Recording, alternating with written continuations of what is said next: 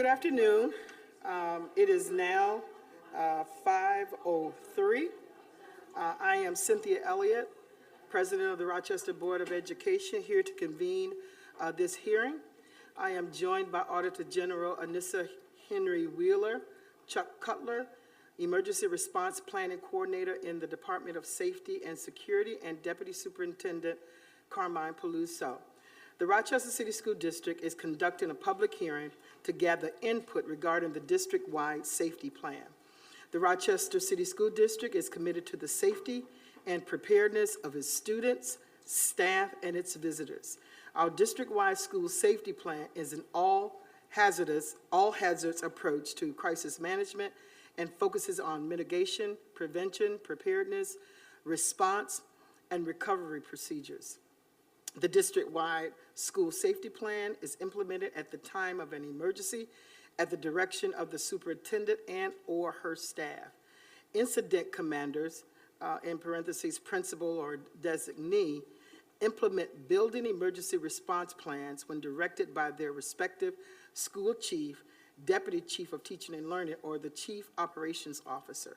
In the absence of direction from senior administration, each building incident commander, principal, or their designee is authorized and directed to implement this plan or take other action as may be, in his or her judgment, necessary to save lives and mitigate the effects of emergencies. The district-wide safety plan can be found on the website at www.rcsdk12.org/safety plan, and written comments may be sent via email to the Office of Safety and Security at RCSD Safety and Security Public Comment at rcsdk12.org. The 30-day public comment period is open through August 13th. All public feedback the district receives will be evaluated and considered for inclusion before the plan is finalized. We now welcome public comment on the 2022-2023 district-wide safety plan. I will ask District Clerk Wade to introduce those signed up to speak. Okay, good evening, everyone. We have two persons signed up to speak this evening. Rebecca Hetherington, a parent, will address us from the floor. Ms. Hetherington, when you are ready, you have 3 minutes to speak. Thank you. Hi, my name is Rebecca Hetherington, and I'm the mom of 3 boys enrolled in the Rochester City School District. I'm part of the leadership team for PLAC and the parent representative on the finance committee for the Board of Education. Since October of 2021, I've been a part of meetings, hearings, work sessions, and response teams focusing on the safety of our students and the staff that supports them throughout their education. About a month ago, I found out about the district-wide safety plan, and since this is the first time it was introduced to myself, I sent it to my colleagues of parents and staff who are as confused as I am that this document exists and that it hasn't been leading the work, and the work hasn't been leading the updates to it. I am requesting that the document be updated to include quantifying what is currently being done in the district and what is to come online shortly, the funding sources and how we can be working to increase prevention and intervention strategies that are cited on pages 6 and 7. To service the entire district and ensure equity of these opportunities. While this is a beautiful list of ways to support our students, staff, and families, it fails to explain where these services are available, what schools are currently exist at, how many students they service in a given school year, and who the point people are for questions and accountability. I do have questions that I will submit in writing, but one thing that I was a little confused about was talking about the Raptor Visitor Management System, which is a large paragraph on page 9. I couldn't find a resolution that mentions this system or the financial implications of the commitment that the district has to that, and it's important that visitors to school buildings know what they need in order to be good citizens and good visitors. So it's important that that become available. And then There,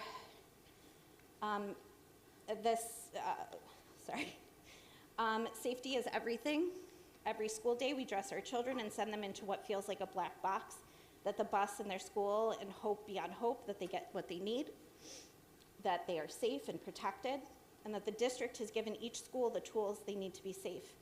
This document fails to address the superintendent's memo, which mandated locked doors beyond a main entrance, and doesn't address the potential of having alarmed doors for every entrance or exit, especially in a school district with such a high percentage of children with special needs.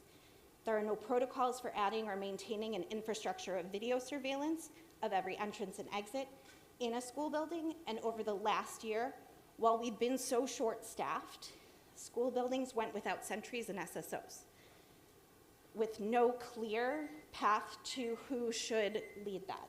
The last thing, if I can just add, if we can extend the comment period an extra week, we've requested a Spanish version for our Spanish-speaking counterparts, and we're just waiting for that back from DOME. So if there's any way to extend that at all, I'd appreciate it.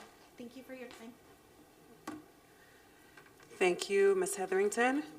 Our second speaker is Catherine Ballroth, a parent who is also addressing the district-wide safety plan.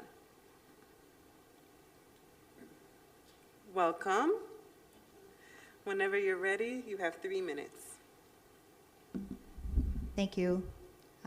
Good afternoon, Commissioners. I'm here today to speak on behalf of CPAC in response to the district's proposed safety plan. I would like to make a few brief points. Firstly, a few comments about building level emergency response plans known as BLERPs.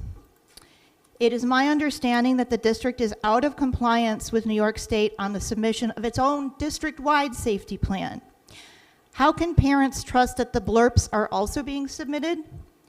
How can parents of children in special ed be assured that these plans are being updated, as these documents are mandated to list out those individuals with special needs? This directly affects our children. Further, at a recent meeting between the PLAC leadership team, which does include CPAC as well, and Commissioner Patterson stated that the RPD is unaware of these building level safety plans. Where is the accountability? I'm highly concerned about this in general, but more specifically for those special needs children and staff members who may need additional assistance during an emergency, especially those with the highest level of need. As well, do the mandated safety drills include practicing accommodating these individuals? It's not mentioned. Additionally, in light of all of the school shootings, including a generic BLERP template in this document, understanding that specific ones need to be confidential, would go a long way in reassuring parents of the bare minimum each school must do to keep children safe. I'm going to echo Rebecca. Are the doors alarmed? Are doors equipped with video surveillance? Are the loading docks secure? What will the RCSD do to ensure there is greater consistency between buildings in terms of building access by outsiders? Secondly, aside from the BLERPs, there's a list of current initiatives taking place in buildings for risk reduction and prevention in this document. How are these initiatives being tracked? What kind of data is the district collecting to ensure that our scholars are entering into not only safe, but welcoming schools? How do we know which work, which do not? And how is this being shared with parents? And while this list is very nice, my own scholars came home after school near daily last year with tales of chaos, fighting, and disruptive learning environments. This does not line up with the list in your document. We need some transparency. Parents need to know what's going on. Thirdly, this document mentions that each building has a DASA coordinator. It mentions an anonymous 24-hour safe school hotline. I can assure you this is the first time I've heard of either. Better communication to families needs to occur in order for these protective measures to be effective. One more sentence. Finally, this document mentions having parents serve on the district-wide safety team and at the schools as well, yet currently there are none. Where is the accountability? This is mandated in this document. Please stop making decisions without us. We are trusting you with our children. Thank you. Thank you. Madam President, this concludes the speakers. Thank you. So I will now welcome Deputy Superintendent Carmine Paluso to provide final statements regarding the safety plan process. Good evening. First and foremost, I do want to thank our parents and the community for the feedback that we received. This is and needs to be a collaborative effort. We appreciate your feedback and have the questions that have been submitted. We've summarized our responses and we've posted them to the district website, and those will be available right after today's meeting. I do want to share, and there may be some confusion about this, that we are in compliance for submissions of our building level and district level safety plans. We submit them to the state portal, and we do that in a timely manner, and our safety and security team, it facilitates that, ensures that that is done. Plans are hand-delivered to the Rochester Police Department and reviewed with RPD as well. But I couldn't agree more that parents need to be a part of this process, right? We're not going to be able to do this in isolation. Safety plans in the buildings should have parent feedback, but also beyond the safety plans, also with the establishing a climate and culture in our schools. So we will post our responses. Any questions that we have, we will continue to post our responses as well. So if we can get the questions that were asked today that weren't written, we will make sure that we get those responses as well. Thank you. Thank you, Deputy Superintendent Paluso. Again, as a reminder, the district-wide safety plan can be found on the website at www.rcsdk12.org/safety plan. And public comment is invited through August 13th, 2022. There being no further business, the time is now 5:15. The hearing is now adjourned.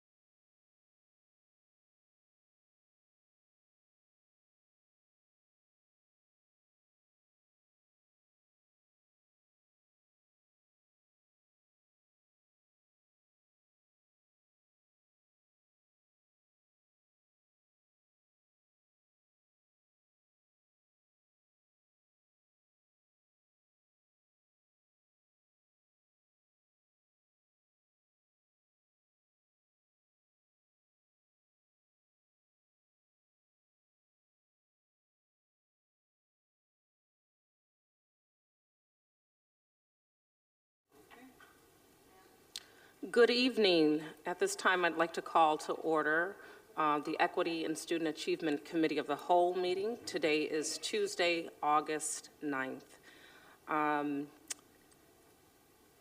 As we open this meeting, I'd like to take a point of personal privilege. I was having a conversation with President Elliott as well, and I want to take this opportunity to have a moment of silence and acknowledge loss of life, extending condolences to Dr. Sean Nelms, the staff and students of East High School, for the sophomore student who tragically lost his life on yesterday evening. He's also the nephew of a former RCSD employee. Too many of our children are losing their lives in our community, and at this time, I'd like to take a moment of silence.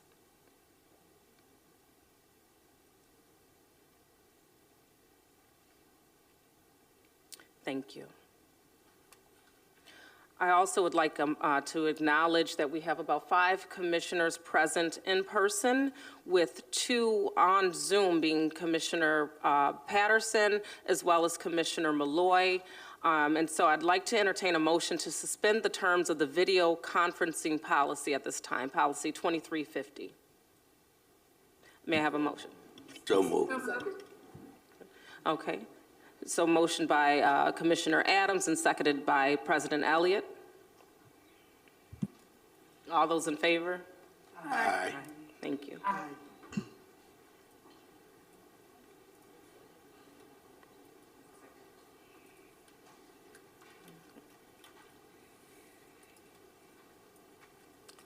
Okay, and I'm looking at the speakers portion. It doesn't appear that we have speakers listed or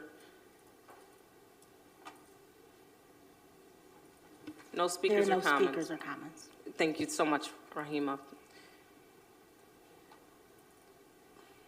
Okay, and at this time, I'd like to review and acceptance of the minutes from June 14th of 2022. Motion to approve. Second. Okay, all those in favor? Aye. Aye. Any opposed?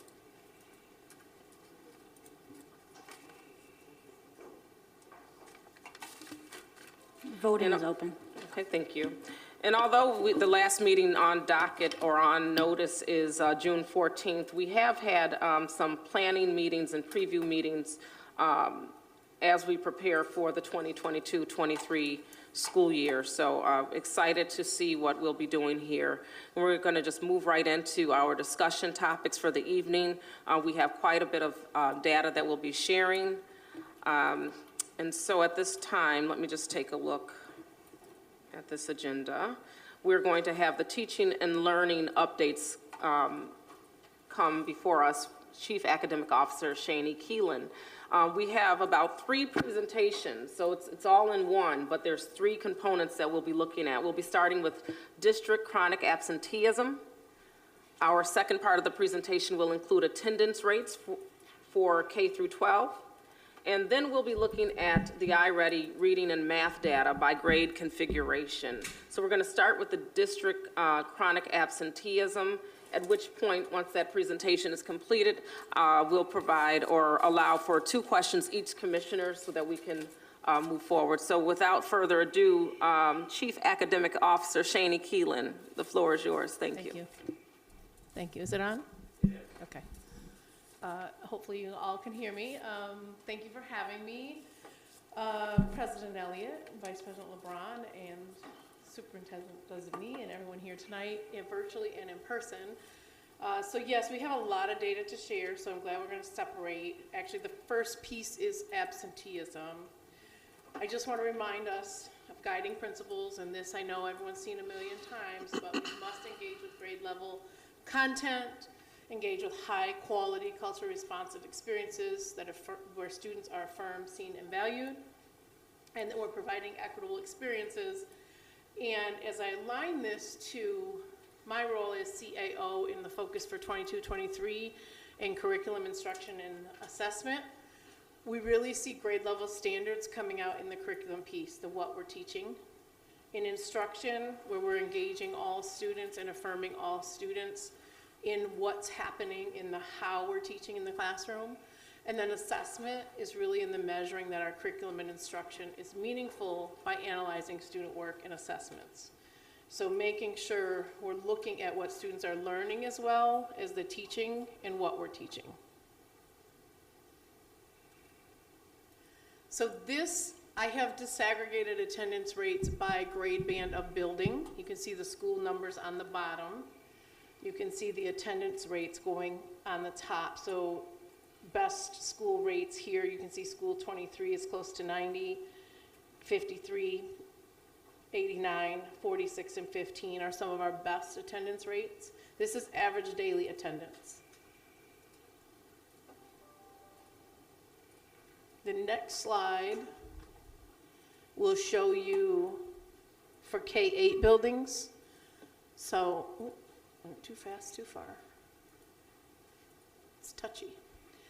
So K-8 buildings, average daily attendance rates, and you'll see some schools are very close in the 82, 83 range, school 5, school 12, school 50, and school 68 is very close behind there, pulling up.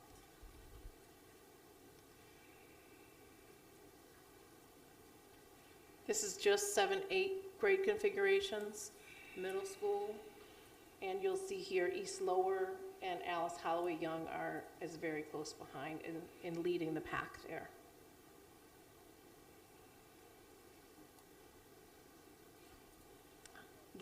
These are schools that they're also showed in other categories, but they're school with different grade configurations. So school 58 is a K-12, and SOTA, and then leadership for young men. I pulled this out separately just because there's such different grade configurations that I want to be able to pull out their attendance as a whole group and not just compared in those different categories. You'll see SOTA and School 58 both have 86, 87%. These are the high schools. You can actually see the percent on the top of this slide, and you can see who's leading the pack there, School Without Walls, and then East Upper and Early College right behind.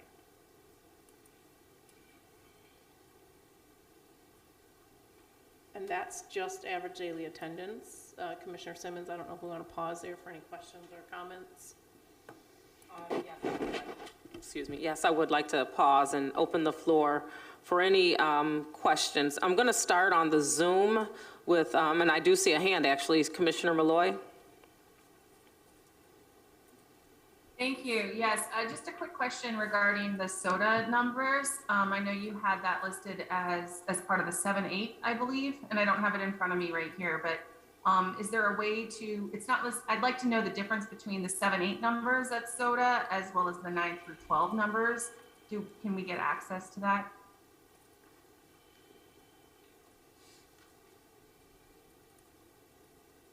I'm just double checking to make sure it's not listed separately. I will get that for you. I see that it's listed as a whole school 7-12 and it's not disaggregated out in the 9-12. So yeah, and I think I'm interested in seeing just some of the other schools that have a 7 through 12, whether it's at Franklin, I'd like to compare the numbers of their 7-8 versus the 9 through 12 and any other school that has 7-8 and 9 through 12, just to compare them side by side. Thank you. Yes, I'll definitely get that for you. Thank you. Any other questions, Commissioner Malloy? Okay. I know that Patterson is also on the Zoom. Did you have any questions at this time, Commissioner Patterson? Commissioner Patterson is no longer on the Zoom. Okay, thank you. Commissioner Adams, any questions? Yeah,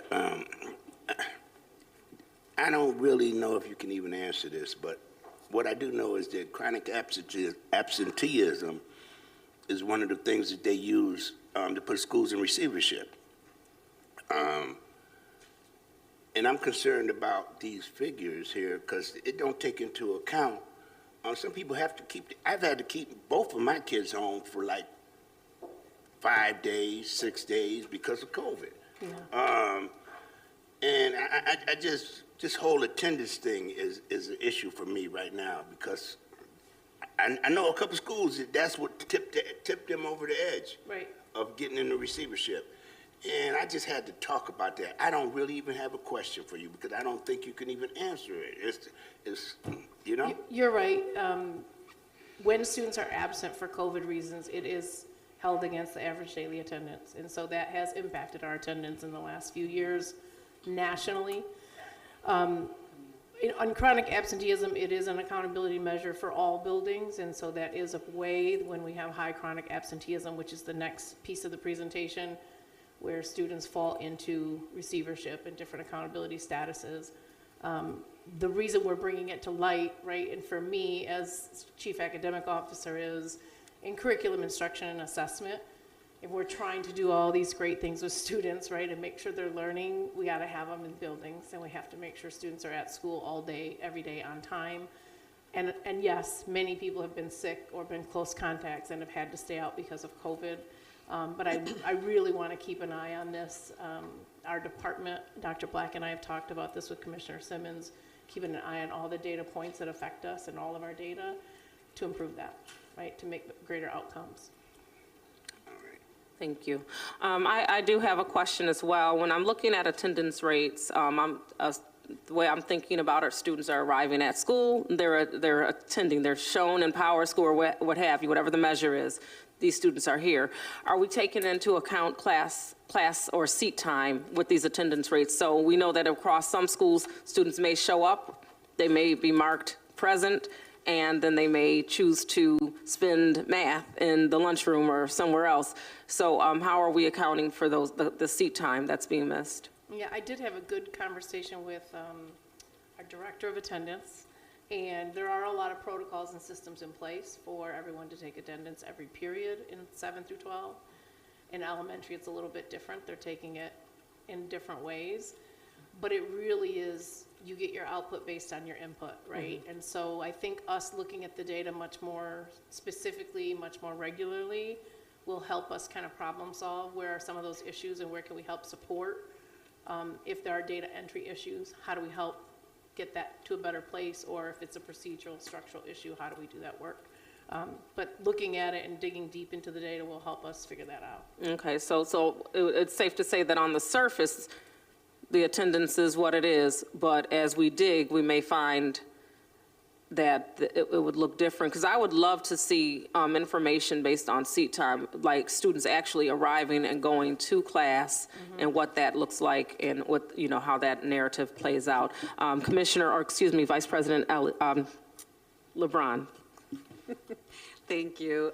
Just two things. One, Shani, when you are giving presentations, and you can probably define it today right now, but actually I think it's defined, well, it's not even really, right there, it's defined on slide 9, but I do think that slide you should lead with those so that the public understands what the state uses as a measurement to define chronic absenteeism. Mm-hmm. And then also to echo what Commissioner Adams is saying, it's not just COVID, right? Like my own kid 1 year had mono, and unfortunately was out for almost 10 days. And even though we had medical documentation, that still counted negatively to her school. And I know we've had these conversations about bringing this up in legislative breakfasts to start pushing back on the state and our state legislators to have a greater understanding of like family needs, especially in the world of global pandemics and now with monkeypox, that we do have to have some flexibility around this. But I would be curious if we are collecting the data to disaggregate which ones are based on personal family situations, personal medical situations, or students just simply not showing up. That would be, I think, equally as important to understand and know, because I think that's the data that we can also push back to the state to say, you gave this school, this rating for chronic absenteeism, 10% of this is really related to health and it's documented versus other issues that we need to then address as a district. Thank you. Yeah, we can bring that back. And as we move on with this, and I'm coming to you, President, I wanted to ask you, can you take a brief moment to make the distinction between attendance rates and the chronic absenteeism, because it's often used interchangeably, and you're using average daily attendance. We also have the public watching. So can you just kind of expound on those definitions for clarity? Right, yeah, and I think the slide 9 that Vice President LeBron was referring to is around the definition of chronic absenteeism. So I'll start there, and that is the next slide for the next part of the presentation. But percent of students at school who've missed at least 10% of the school year, which is equivalent to 18 days. So any student who has missed 18 days of school falls into this, 18 or more, falls into this chronic absenteeism bracket. That attendance that we're going to look at in a minute shows you the percent of students at each school that are missing 18 days or more. That is a state accountability measure that the state uses in their ratings. Average daily attendance is another accountability measure, right? But it is the percent of students at school on any given day over the whole school year. So today you had 80% of students in attendance, tomorrow you have 95. Those are averaged together. You get your average daily attendance for the school year over 180 days. So does that help? Is that clear? Yes, thank you. I just wanted to just make that distinction. And President Elliott, I see your mic. Thank you, Madam Chairperson. So, we tend to look at this information and in some ways blame the families. If we offered better courses, they'll come, So why would they want to come when, it's boring, not exciting? We've got to make sure that we're offering the right coursework. We have to make sure that we have a high teacher and other level of expectation for the students in this district. And I tell this story quite often, and I'll continue to tell it. I went to visit some of our students in the jail who had dropped out, and I asked them, where did the district fail you? And they said nobody cared if I dropped out. So we talk a lot about we got to love and care for the students that we have in this district. So, we look at, we need to have these students in the seats, but why? They're not learning. What's the graduation rate here? So we have to take a different approach in terms of how we address absenteeism. And then I would also I think some other of my colleagues mentioned about disaggregating the data, because if they're out because they're sick, and does that mean that they're not accomplishing the work? Does that really mean for those who are legitimately out, who are engaged but sick or whatever the case may be, does that mean that has an impact on their academic performance? And it may not, because they know how to catch up, they know how to do work at home. I think we have to look at, and this is probably a higher level conversation on the state level, how we define what attendance means. Because I also believe that we need to look at hybrid models and we need to look at online learning as a way of, classifying attendance. Because we have families, our students who may have to work, may have to take care of their children, but they're not here in the building. They're not in the classroom. And so while we talk about, we show these numbers, we need to disaggregate the data to determine why is some of our students absent. Does that have an impact on academic performance? And there was another point, but is there a way in which we can look at, how do we really measure success of our students? The other piece is that if they're out, how can we support them even if they're not in the classroom? So to the Vice President's point, that is a conversation that we have to have, on the state level.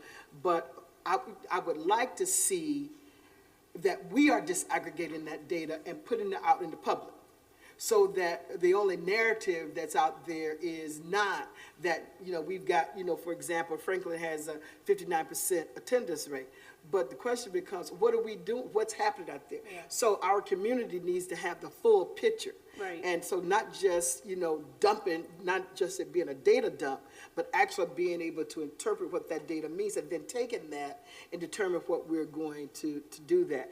And I'll just look at school at Franklin Upper because I'm the liaison for that.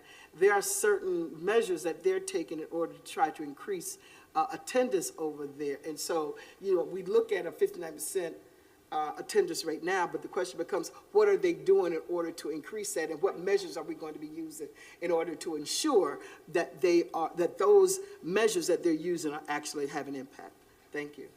Yeah, I just want to say one thing, and not in response so much, but that's the whole point, right? We look at the data is a little ouch and oops in places, and then what do we do? And how do we, school by school, help school teams look at their attendance and find root causes, not only for the school, but certain students or a certain population of students. I remember when we were at Franklin, we talked about transportation and students walking, and different issues come up, right? And different schools have different issues. So I've started doing some of that work in the high schools and having the high school teams come in and have dialogue around what are you doing now and what else do we need to do to help support, because I see that as our role, right? We need, central office helps principals so we can get students in seats and we can have the teaching and learning occur. So it's, all of those things are very important, what you said, and we're working on it. This is the data today, and then Yeah. we're gonna work, we can bring that back. So one other thing that I mentioned, I don't know if they're still doing it, but I'd like the Deputy Superintendent of Teaching and Learning to check on this. I remember when students were out, and if they were absent, that would impact their grades. So if they had an A in a course, because they were absent, it would go down to a B.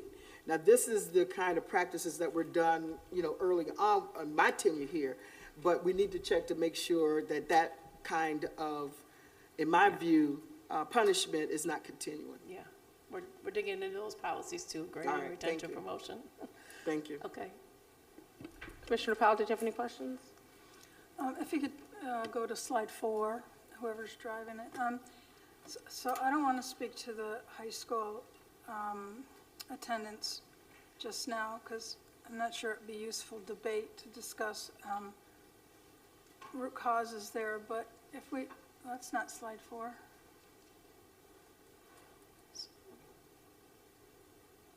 No? If you're looking for secondary, that's slide 8. That's the one. So, no, elementary. K8, Elementary.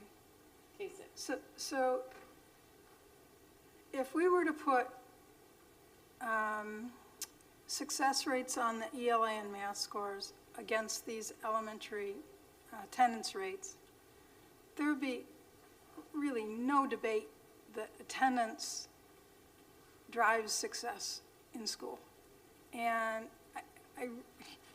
I'm surprised we're even having that part of the conversation, because I think every credible research paper on the topic points to the fact that children have to be in school in order to achieve. And the student and the outcomes in the schools, they have the highest attendance, also have the highest success rates. Their students are most prepared, in elementary school, they're the students that are most prepared for middle and high school. I don't put a lot of stock in ELA and math standardized tests, but the students with the highest attendance rate also have the highest achievement in standardized tests. So to me, the conversation needs to be what supports do our principals need in order to get to families and persuade them to the extent possible to make sure their children are in school. Now, if you've got students with COVID, as in this year, or in the absence of COVID, chronic asthma or other chronic illnesses, what can we do to mitigate those impacts? What supports can we take to the home if they cannot be in school? But honestly, I don't know that there's any room for debate that attendance drives achievement. Thank you. And Dr. Keelan, I want to thank you for starting with the baseline of information to give us a pulse. And I agree, Commissioner Powell, and I believe that it's already understood by administration as well, that this is not so much to drive the conversation around how attendance drive success in school, but more so to show us how we are performing in this particular area. And what I really enjoy about this presentation as it rolls out, we'll put together the entire storyline as to how we're looking at the data and also some strategies. So this will conclude the attendance rates portion of the presentation. We have the question log if there are additional questions that come up. And we're going to move into chronic absenteeism. This presentation was put in, I believe, Friday. So you will be, if you had an opportunity to look at it, you would see exactly where this storyline was going. So we're going to go into chronic absenteeism, and remember that we're going to just keep it at 2 questions per commissioner as we continue. And so this slide I already reviewed a little bit, but again, chronic absenteeism is the rate at a school, the percent of students who've missed 18 days of school or more, or 10% of the school year. So these are our rates. This is K6. And you can see, again, you'll see with the best ADA, average daily attendance, that we saw in the previous slides, School 23 and School 53 also have the lowest chronic absenteeism rate. That's what you want, low numbers, right? You want everyone at school. And so the numbers that are higher here are real target areas for us to dig in with principals and chiefs and the school community on what's happening and what do we need to do to support, to try to help support, get students to school every day on time, and what are the barriers. You'll see 45%, 46% at School 10 and School 15 also. The target goal is 23% for the district, for K-8. So this is K-8 schools. And again, you'll see School 58 has a low percent there, and other schools that are in the lower bracket, it's again very high. 51% of students absent 18 days or more is a very high rate, but those are our lower schools, 50, 12, and 5.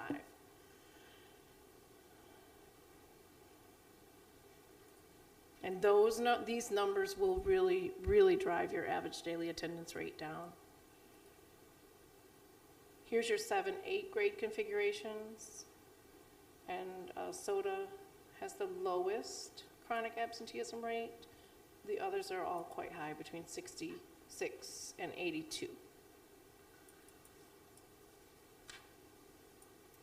And again, some of this is digging in systemically too, and are there things on the back end with data that we need to clean up?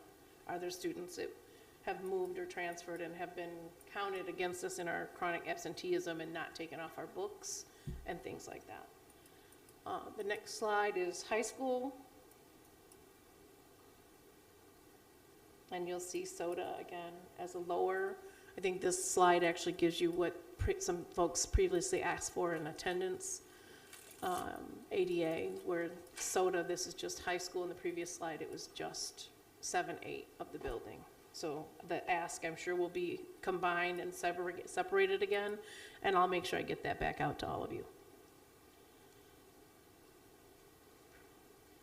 So, you know, this is obviously a concern. We all know the research and the data, and so we want to think about how do we do the work and what do we do moving forward. And so there's a lot of ideas. Every school does have an attendance team. Folks are working on this. It's just really digging in deep at root cause, student by student, and how we support families and use the community supports to be able to do so.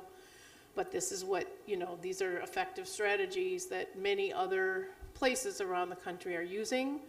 You know, set a target, monitor the progress. So we look at the data regularly, often weekly, not just monthly or quarterly or every 5 weeks.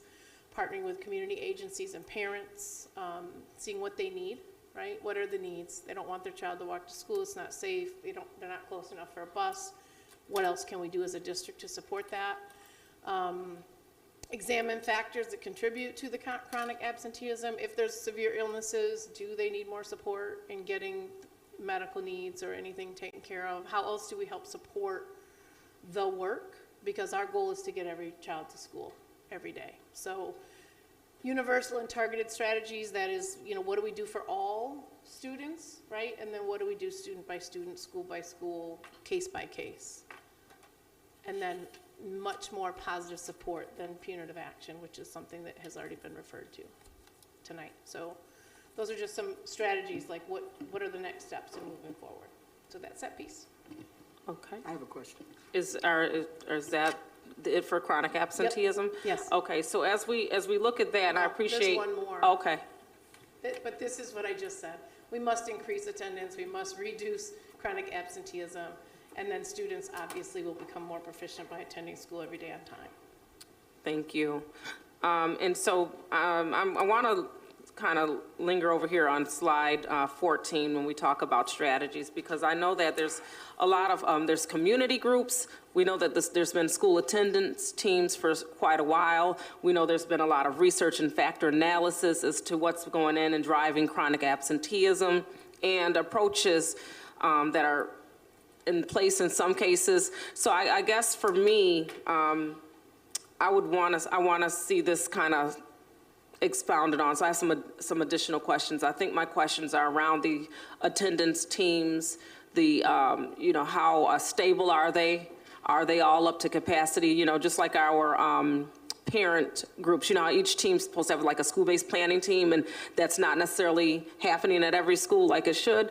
I want to know if the attendance teams are all, you know, if they have all the personnel needed to execute attendance strategies.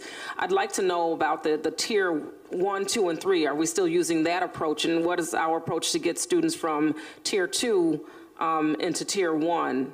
Because tier 3 is like the highest, if I'm thinking about that right.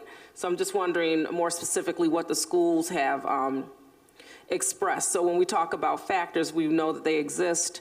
And if this work is happening, I would love to know what the schools are saying, and if there's themes that we can find among our schools, which I'm sure there are, and then also what is happening specifically. So I think that would be a nice spin-off from this baseline information.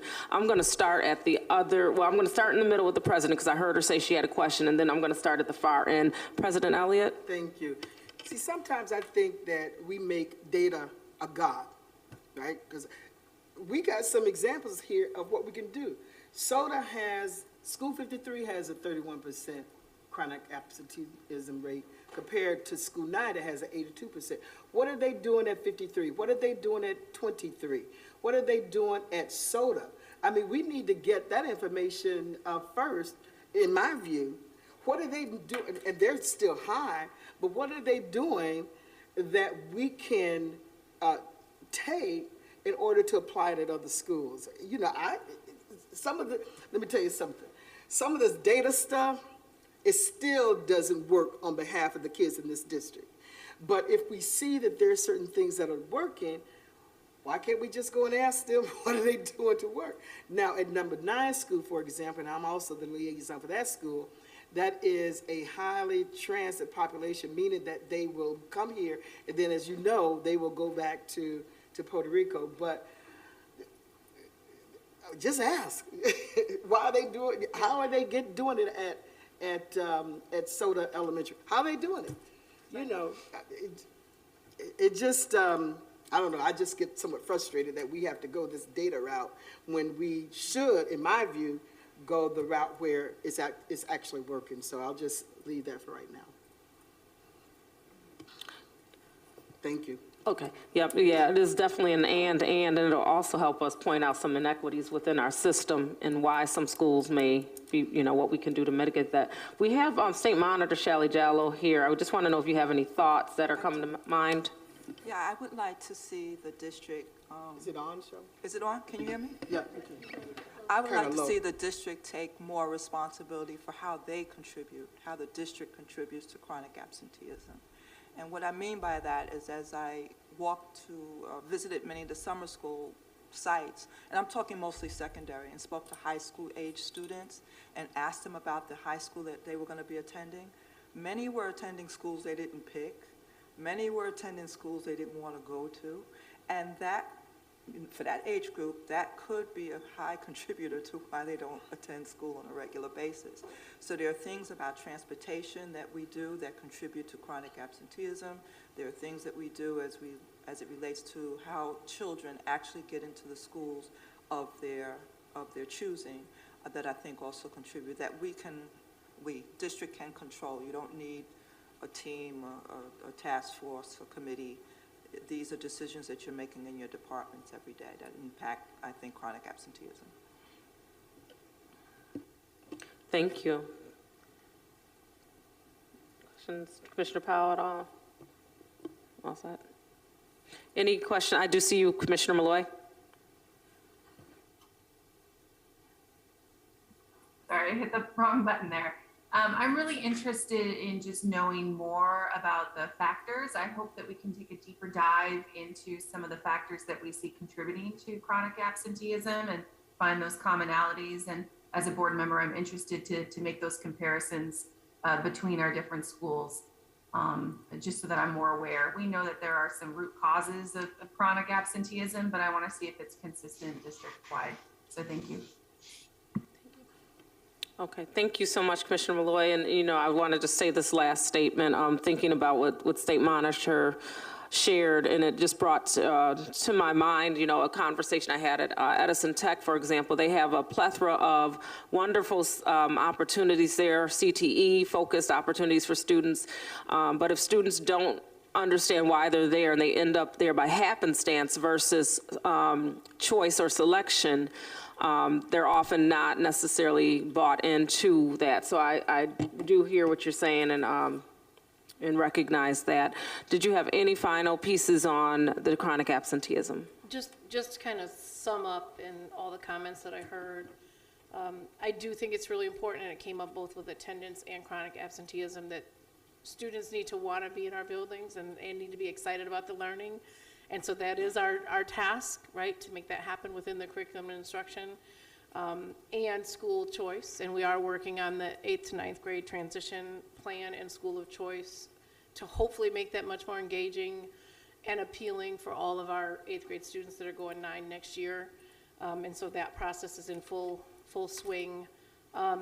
There are attendance teams. I will dig in a little bit deeper. I know there's an attendance handbook that our attendance director has. She's passed off to me as she's in transition retiring, and there's a new person coming in, and she's working on a transition plan. She also shared that with me. And revealing our bright spots, right? I think President Elliott brought that up. If we have bright spots, what's happening in those bright spots, and how can we emulate that in other places? And also, what are the very different needs at some schools that are not at other buildings, and how do we really support them on a case-by-case basis? So just as a summary. So now we swing into iReady data. You already saw some iReady data district-wide. This is going to be by grade configuration again. In the future, we're going to try to really give you data by grade configuration, and like on the 26th, dig in deeper by each classroom, by each grade level, by student group, so we can dig a little bit deeper in the data and see more of that. But this is iReady data by school, so 13.5% of our students are on grade level or above in math, and 20.2% of students are on grade level or above in reading. And that's the same data that you already saw, it's just listed in a different way. So we're going to start in reading. There are several slides of K-6 schools. This is the first slide. Just to spell this out, the first two colors at the top, the tealish color at the top is 1 grade level below. The orange bright spots are our above levels. So where you see orange bright spot, that's our above level. Wait a minute, these colors are off, I'm sorry.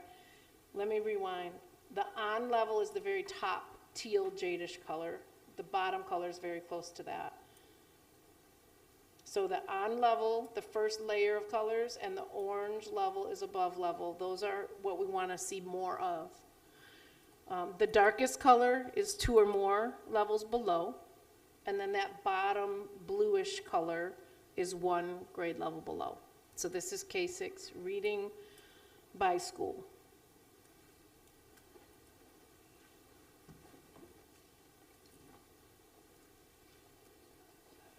next is again K6, the next slide. You'll see, and as folks referenced earlier, the better attendance rates, the lower chronic absenteeism rates, you'll see better rates in performance, like School 23.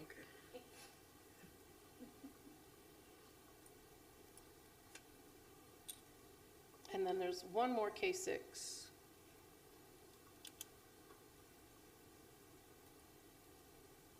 This is just shown differently than we already saw it. It's just school by school.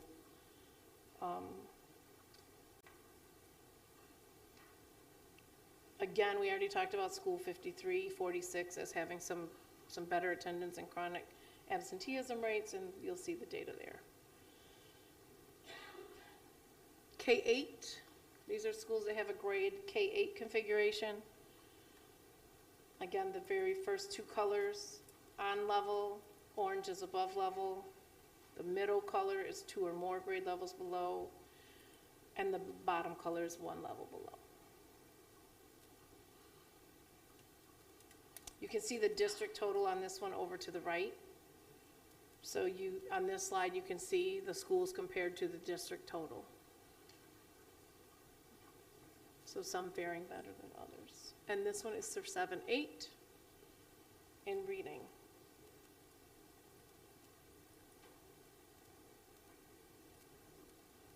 And you'll see, again, where we saw data in the other areas, School 74, School of the Arts, you'll see where their data is quite different than the other schools in 7-8.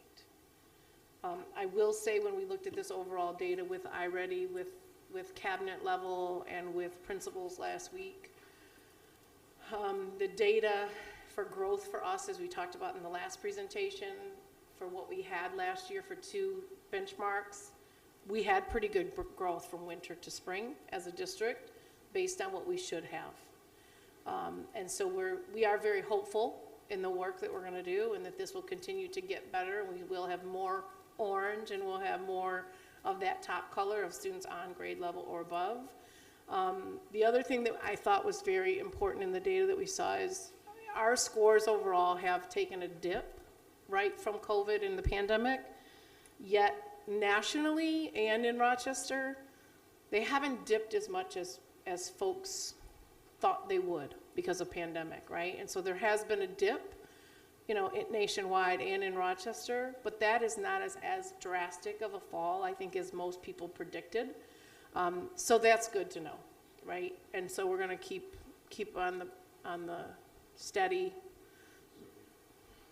Yep. So before we move on, I might not have been listening. Yeah, let's pause it reading and then. On the K6 reading, it says Rochester. What is that at the very end of, like? That is a school. It's called, I think that's Rise. Page They just got 17. cut off. It's Rochester Early, is it Is Rise? Early Childhood? I Oh, think is that it's early childhood? K6 reading, the first one. Yep, I see See it. right there? It just says Rochester.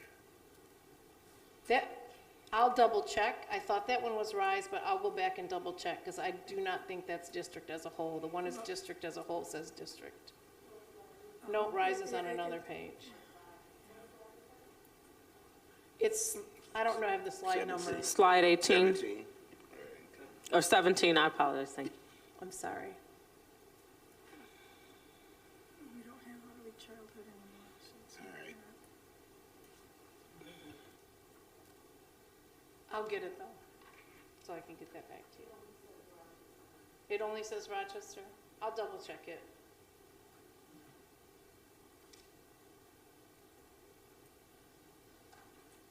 I'm trying to look back to see if it was. I have a similar concern. On slide 21, you've got 7-8 reading, you've got 2 that say 1163 Roch. I don't know what, Where is that? on slide 21, it's a 7-8 I see it. reading. It's all 2 or more below. Was it put on the slide twice? Oh, this might be Rochester International Academy, RIA. Well, that could explain one of them, so unless it's in there twice, because, I mean, I don't think it's in the K-6 because we don't have K-6 students there now, but I do think the Camille. 781 is RIA. I just want to clarify, though, that you always tell us that RIA is not a school, it's a program, and so those students should be attached to a homeschool.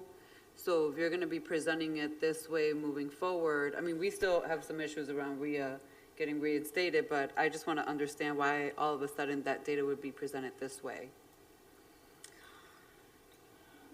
Yeah, so in iReady, students are attached by attendance and where they attend school, not by a BEDS code. And so the difference in RIA not being a program and not being a school is a BEDS code issue, but where they take the assessment and that they actually have an assessment, they would be aligned to the actual school, I think. But I can double check that. Yeah. I'm guessing, am I wrong in that? That's right. So even if it parses out separately based on BEDS codes, or, I'm probably saying it wrong, but even if it separates out, is there a way to integrate it into their homeschool? Just make that additional step to integrate their outcomes based on their homeschool? I also want to clarify, though, that I say you as the administration are always presenting the data attached back to the homeschool. So to do this switch now and then not have clarity from the very beginning is very confusing. And then when we find these types of errors, like this is your PowerPoint, if you can't even tell us what Rochester stands for and you're guessing, but you want us to believe the data, it's really difficult to do that when this is, one, RIA is being presented in this way, and two, you can't tell us your own PowerPoint what school is attached to. Right. So I just want to be clear about that. I am quite sure this one on 7-8 is RIA. On the K-6, I will go back and look at the data that I have because I pulled it from multiple sources from Excel sheets and I had to pop it over, and so things got cut off. But I will pull that, and I can even share the Excel sheets with you if you want, and then that'll clear that up. Do you want to answer the RIA? So I would just clarify two things as we refer to the data. So the slide, that has K-6, that's Rochester Early Childhood Academy. So that's your K-1 environment. And then in terms of presenting data where RIA is being presented separately, this is actually the first time that we've come to the board with school level data. And so we actually haven't presented school level iReady data by school prior to this time. And so as we enter into being able to present both data on the district level, the network level, and the school level, we'll take the note, but I just want to flag in terms of our experience with the data, this is the first time we've presented iReady data at the school level. And so we'll take the note on the program, but RISI and RIA are presented in here because as Shani pointed out, the iReady system itself is based on the aggregate of where the students are enrolled where the students actually take the test. We can, though, work with our partner at Curriculum Associates to figure out if we can actually add the students back into their BEDS code school for another bar. So just wanted to clarify those two things. Make another clarifying point, though. So I get that, and I appreciate that, and maybe, again, that's something you lead with, because historically, when this district administration has presented data around programs, it is disaggregated back to the school's BEDS codes. So if you're going to switch how you're presenting data, that's fine, and I understand the justification for it, but perhaps in the future leading with any switches so that ourselves and the public also understand. Because all the time, the conversation's like, well, that's a program, the students are counted in their BEDS codes at the school, their home school. So I just wanted to clarify that. Thank you. Thank you. Okay. Are there any questions on the Zoom at this time? Commissioner Malloy? Thank you. I'm just wondering, and I know you probably don't have this at this time, and this is a really wonderful generalized overview, but what do we have in terms of a breakdown with like our SPED demographics, so our special education population? I'd like to see this broken down by school. When we look at some of these scores, you would expect to see lower scores in schools that have a higher SPED population. So if I could get that broken down by school, that would be helpful. Thank you. Yeah, and I think I prefaced with that. I believe when you all have your board work session on the 26th, you're going to dig deeper by school, by grade level, by student group, students with disabilities, ELL students, Black students, Hispanic students, male, female, and dig a lot deeper into the data. And so we're working on getting you there. So yes, Commissioner Malloy, to your point, when we did our preview meeting, that was a conversation that I had as well, wanting to see disaggregated, wanting to see the ELL, multicultural, multilingual, SPED, what have you, everything we just discussed is asked. And so just given that time, we will be able to pull that out. And then moving forward, those are things that I'm hoping to see demonstrated in the ESA committee as we present data fluidly all the time. That's going to be great. So are there any other questions in regards to the iReady outcomes that were demonstrated here this evening?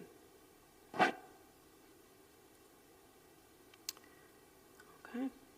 Okay, I'll move on with math. And just so we reframe too, this is an assessment that we're taking 3 times a year, beginning of year, middle of year, end of year, in the year 22, 23, and moving forward. And it will give us a lot of supports in how we address students' needs in Tier 2 and Tier 3 in the academic side of our MTSS process. So, okay. Oh, I have to go back to where I was, sorry. K-6 math. Again, the color codes are not different. So the very top color is your on level, your orange is your bright spot above level. The darkest color are students and percentages of students who are 2 or more grade levels below, and the light blue color on the bottom is 1 grade level below. And that's part of K-6. And there's another slide, K-6.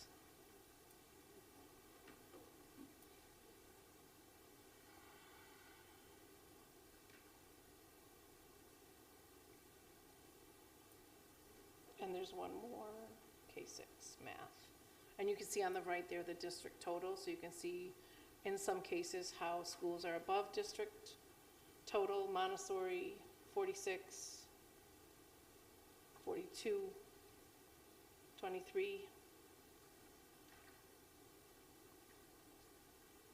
And so we have bright spots, and we want to continue to grow the bright spots, and we want to move everyone else into those above levels and at levels. This is our first, year with iReady, so we have a big year coming up. K-8, you'll see here district total on the right. And you'll see school 12 is bright spots there, and you can see that in the district total. And we have a lot of work to do in moving our math proficiency.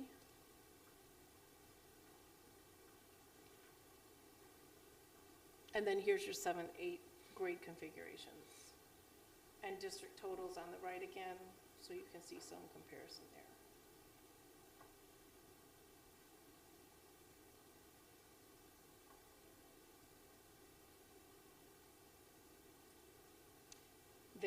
The question that's going to come on the 1292, that actually should have come out of there. That was a secondary home school or home hospital school. And we don't usually show that comparison either, but that's what that 1292 is.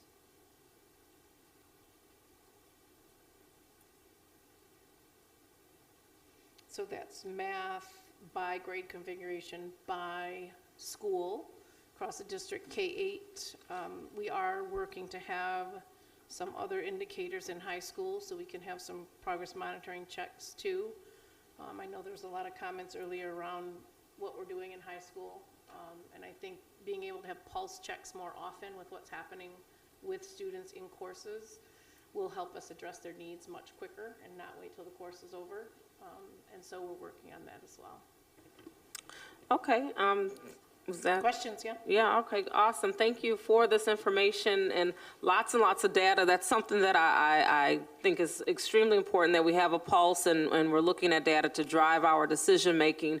The other component or balance to that is just recognizing that our students are human and our teachers and educators in this district are humans, and so that narrative behind, not just looking at the numbers, but looking at the quality, looking at the experience that we're ensuring. That goes to Dr. Jallo's point. What are we as a district doing to make sure that the soil is ripe for growth and opportunity? And so, you know, how is I-Ready feeling for our educators that have to do these assessments? I know we've gotten feedback earlier in this past school year about how often the assessments kind of rolled out, and I believe the response was, you know, we were trying to establish that baseline. There was assessments that had not taken place in certain ways, and so this is always the rigorous part and the difficult part, the boring part on some levels, but I think as we get better and as we get more in tune with what we need to be doing, we will balance this out with that human element, because we don't want to lose that. There are stories behind these numbers that we're looking at. There are horrific stories, and then there are beautiful stories, and we need to know everything in between. So I'm going to open the floor one more time to take questions from any commissioners or thoughts in regards to what we saw this evening. Anything from anyone? Okay, and so at this time, it doesn't look like we have any additional questions, and we thank you so much for your presentation. And while we're doing that, we talked about bright spots, and this is a little off topic, but I want to recognize. Oh, okay, you're from for your fist. Edison Technical High School. Okay, they were best in the fest this year at the Rochester Teen Film Festival. Best in the fest.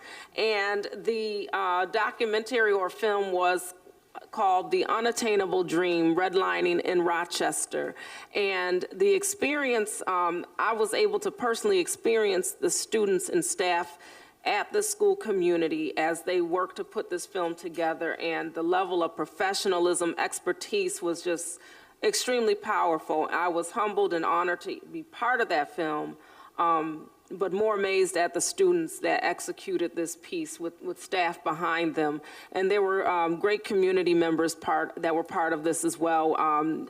Justin Murphy, Shane Weiglin, Assemblyman Damon Meeks, and so on. So just a shout out to Jacob Scott and the wonderful things that are going on. Demario Strickland, I see you. I'm gonna shout you out too, because you're a huge supporter and you're always in the grind with that school. So I wanted to acknowledge them. So moving on with this agenda for this evening, it looks as if we are done. Do I need to be calling executive session right now, or? No, we gotta go into a special meeting. Okay, so I'm going to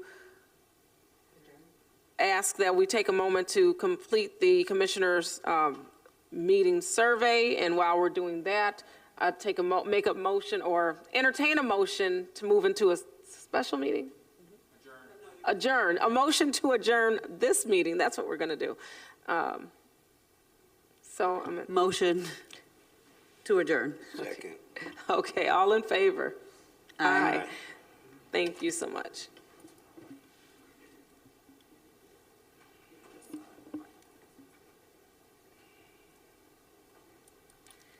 Yeah. Mm-hmm. Yes, sir. I got some stuff for you, too.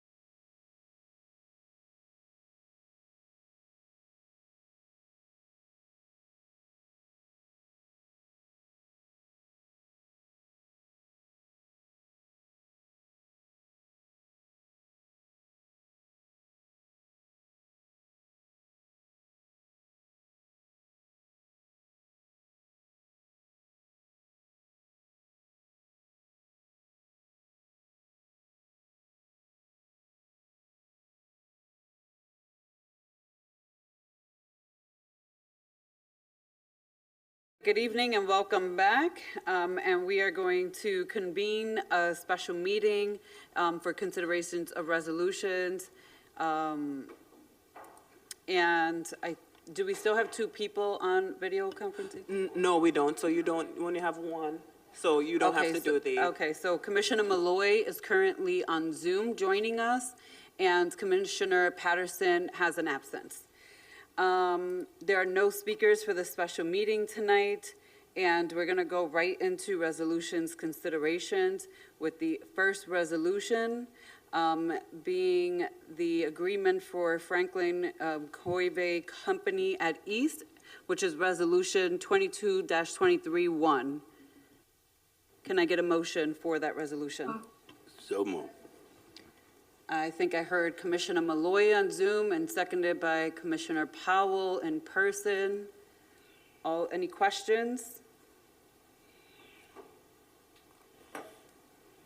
No? All those in favor? Aye. Any nays? I'm a nay.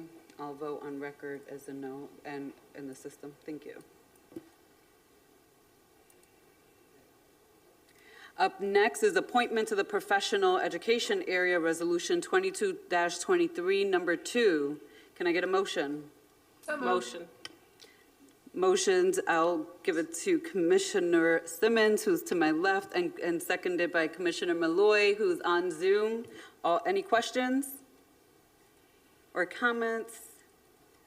Okay, all those in favor? Aye. Aye. Aye. You are, the Yes, vote is we are. open.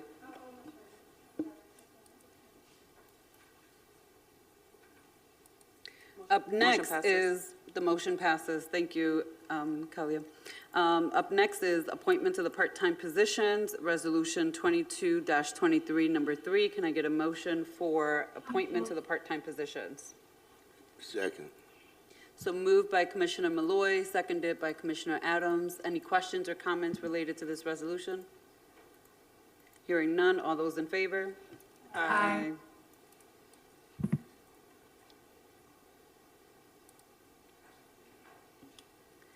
Up next, appointment to the Administrative Tenure Area, Resolution 22-23, number 4. Can I get a motion? So moved. Motion. Second. Motioned by Commissioner Malloy, seconded by Commissioner Simmons. Any questions or comments related to this resolution? I have one. I just want to congratulate Dinga on becoming the principal over at Rise. I am confident that she is going to be an excellent principal for the Rise community and school and will lead them in the 22-23 years. So Dinga, welcome to Rise and looking forward to working with you in that capacity. Thank you. Favor? Aye. Aye. Motion passes. Thank you. And then up next, appointment to the non-tenure bearing grant-funded position, Resolution 22-23, number 5. Can I get a motion? So moved. Motioned by Commissioner Simmons, seconded by Commissioner Malloy. Is that okay, Commissioner Malloy? You want to second it? It's all good. It's all Okay. good. Any questions or comments related to this resolution? Hearing none, all those in favor?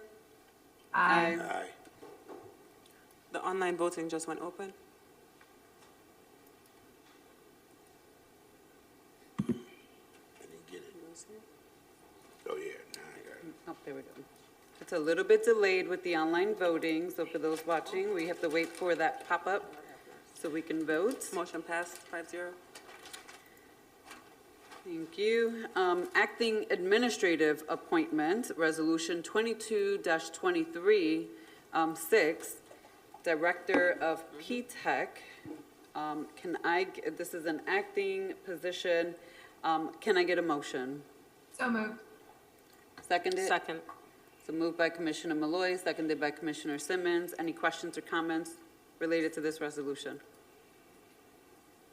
Okay, I would just add, Ms. Felton, looking forward to you working in this capacity and hope you do great things, so welcome to the position. And all those in favor? Aye. Aye. Motion passes. Thank you.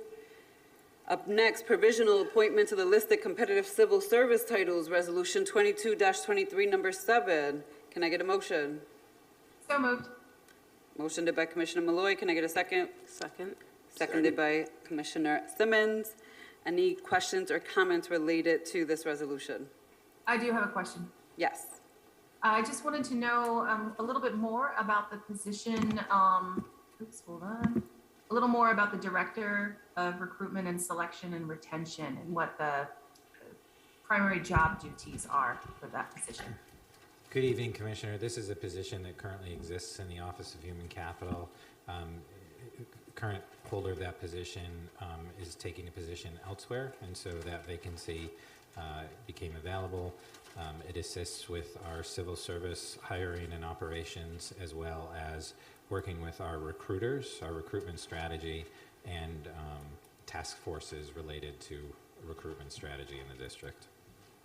Thank you very much. Okay. Did you have a question or comment, Commissioner Adams? No, I'd just like to say hats off to Narlene Reagans. Yes, I do also want to say welcome back to Narlene, who has spent a significant number of years in the district and left and is coming back in this position, and we're excited to have her go into this role. So Narlene, on behalf of myself and the commissioners and Commissioner Adams, welcome back. All those in favor? Aye. Motion passes. Thank you. Up next is the permanent appointment to the listed classified civil service title resolutions, number 22-23, number 8. Can I get a motion? So moved. Motioned by Commissioner Malloy. Can I get a second? Seconded by Commissioner Simmons. Any questions or comments related to this resolution? Hearing none. All those in favor? Aye. Aye. My apologies, the online voting is open. Okay. It takes a minute to pop up because it still hasn't popped up for me.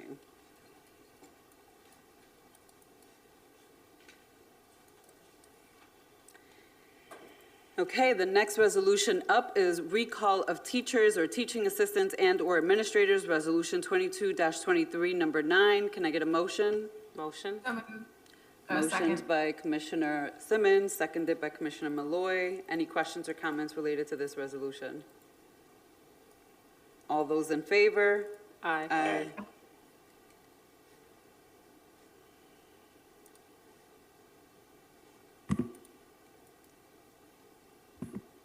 Motion passes. Thank you. Next resolution is retirement, resolution number 22-23, number 10. Can I get a motion and a second? So moved. Second. Motioned by Commissioner Malloy, seconded by Commissioner Adams. All those in favor? Oh, any comments or questions related to this resolution? Hearing none.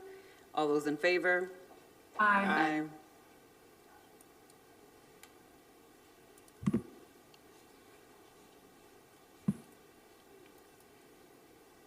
And then, Motion passes.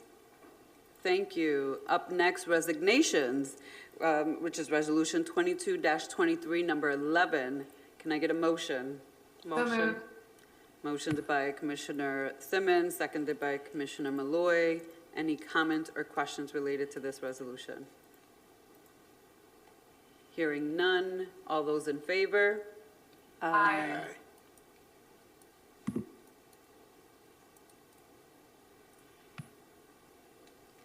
Up next is an academics resolution, an authorization agreement for Agile Sports Technologies Incorporation, DBA.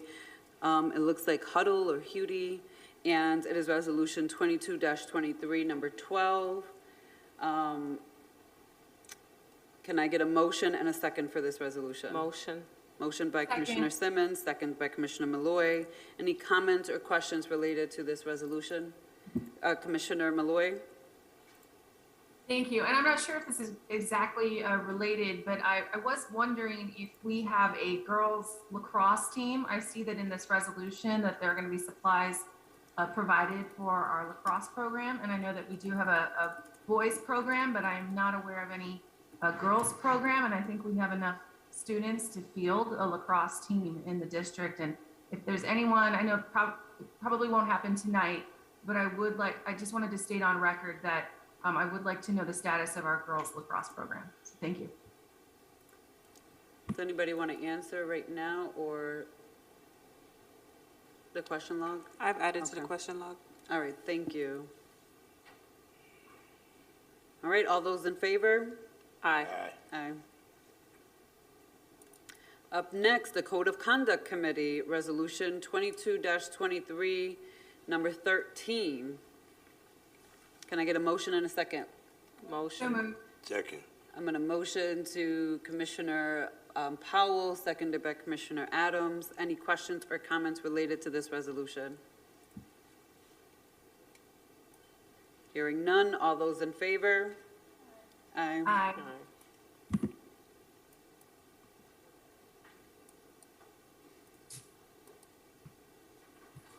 Up next is a motion to lift from the table the resolution to appointment of the administrative tenure area.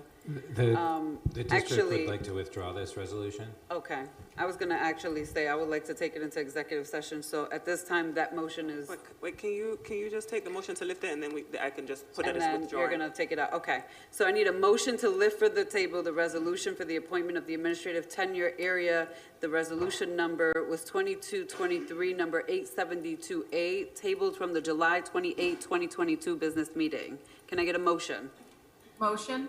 Motion from Commissioner Malloy, can I get a second? Second. Second from Commissioner Simmons. All those in favor to lift from the table, say aye. Aye. Aye. The district would like to withdraw this resolution. Thank you. So that motion, that resolution has been removed on behalf of the administration. Okay, up next, we have a few presentations tonight, starting with district staffing and transportation updates, which will be done by Chris Miller. Okay, Chris? Good evening. We have a couple slides here, very brief.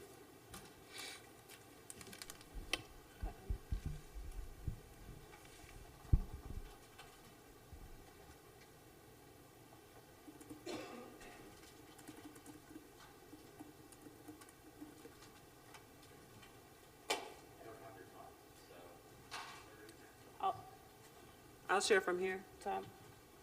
Are you ready? In a second, yes. So while you guys are getting that ready, I actually want to just give kudos to the HR team, our principals, our staff, Dele from Food Services, and every other staff person that has been coming down to help the Human Resources team.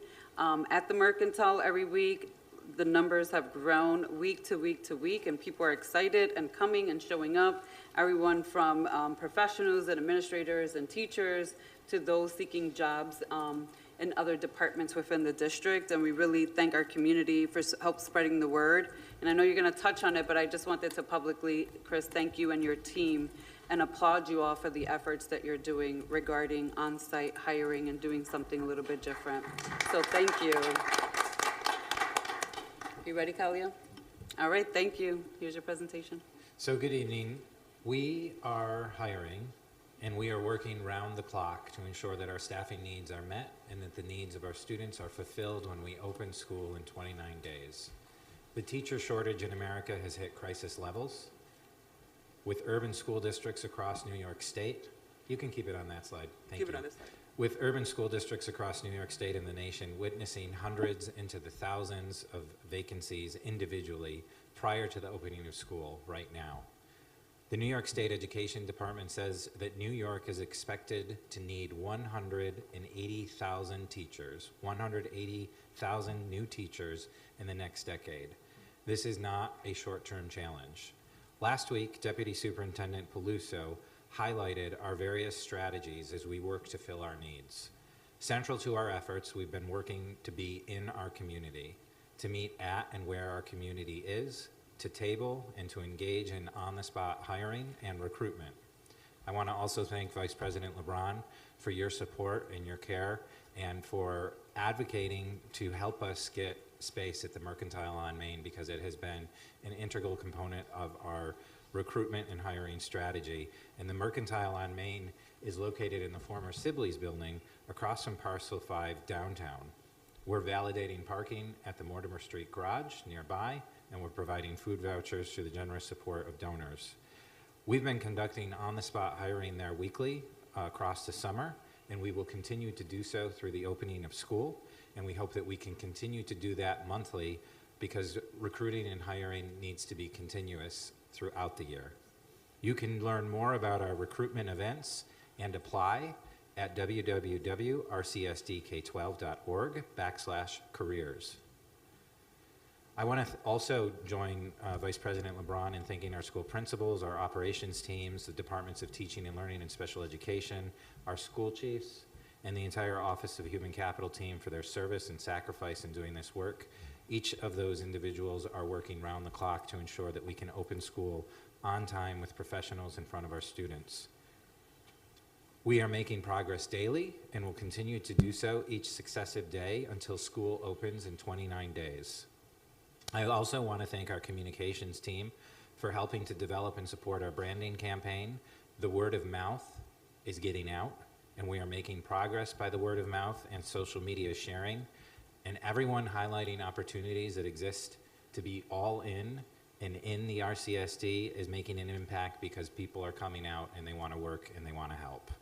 We do meaningful, important work in the Rochester City School District, so to those here and those listening, please continue to help us and encourage others to consider a career in the Rochester City School District.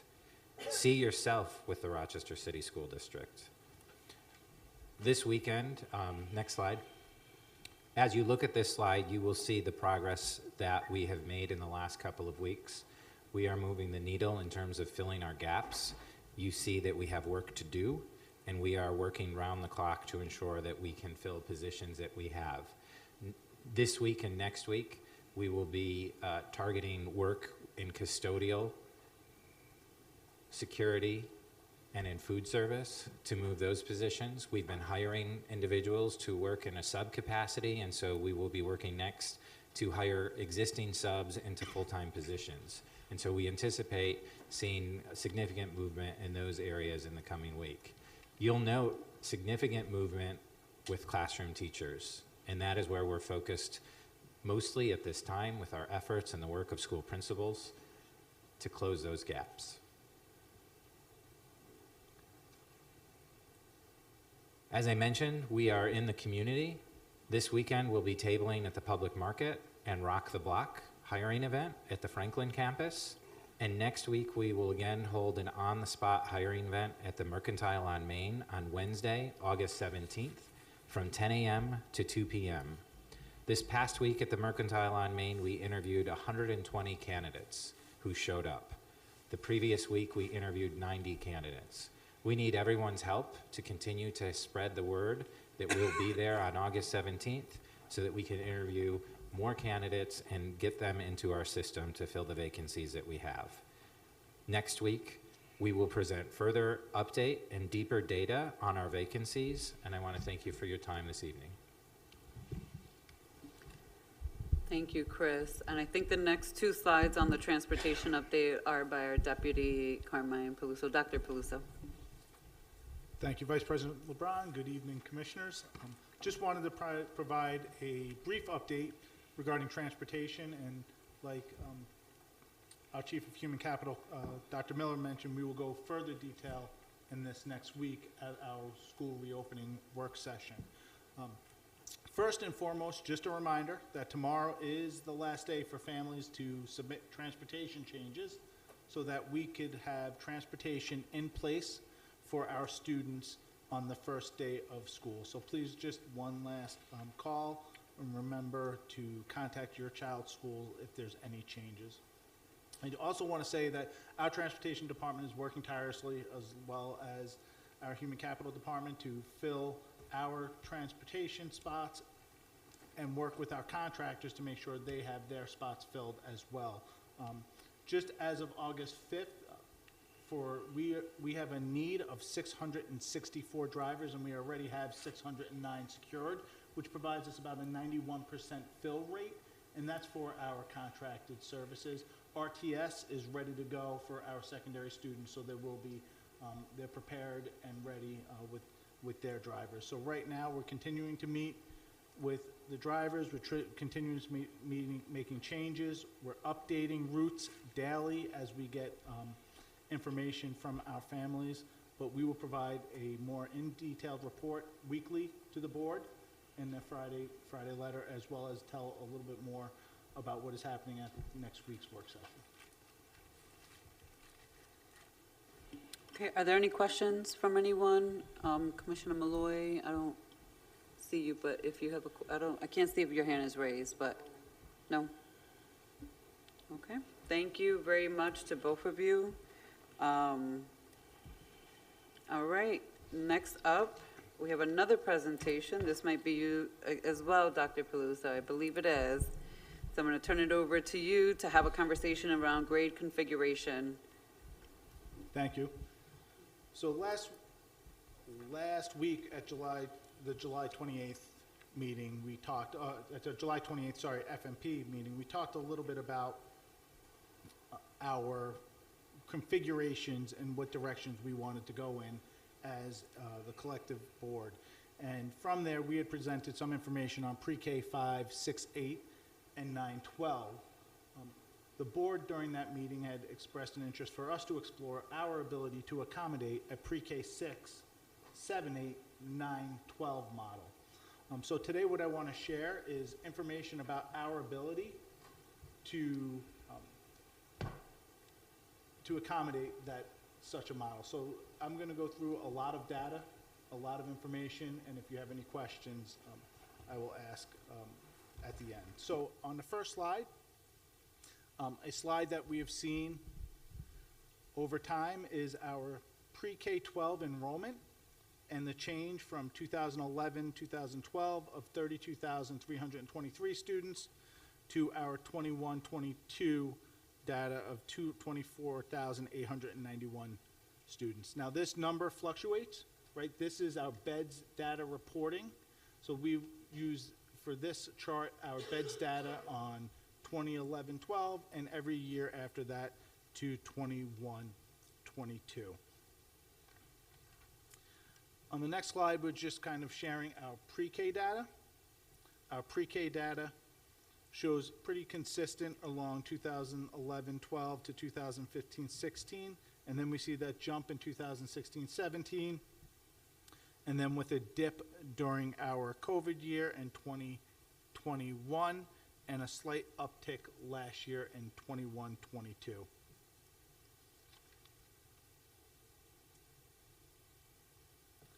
This is our K-12 enrollment. So we showed district enrollment pre-K-12. We showed the breakdown of pre-K. This is our K-12 enrollment over those 10 years as well, and you see the enrollment from 30,412 to our current enrollment of 21-22 of 22,236. So once again, just showing our trends of enrollment. And then the next slide is just a different graph of showing our K-12 data with our pre-K data, overlapping it over the top of it to show where our enrollment is, and just another visual to see that information. So for tonight's presentation, and for me to organize it, it was built on some assumptions. And I just want to be very clear to the community and everyone that these are the assumptions that it was built upon. This is no final decisions. Nothing has been decided about what we're going to present here. We're going to talk about the buildings we have in our district, all of the buildings, and their capacity to hold a K-6, 7, 8, 9, 12 model. We placed all our citywide schools in zones just to help have that capacity conversation. We also operated under the assumption that all pre-K 6, 7, 8, and 9, 12 schools would operate in their own buildings with no shared spaces, with the exception of East, that is a 612 building.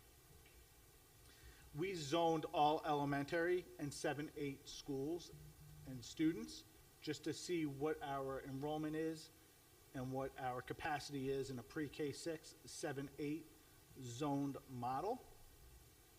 And we kept 912, and we looked at that as a citywide, just because 912 has very unique program offerings.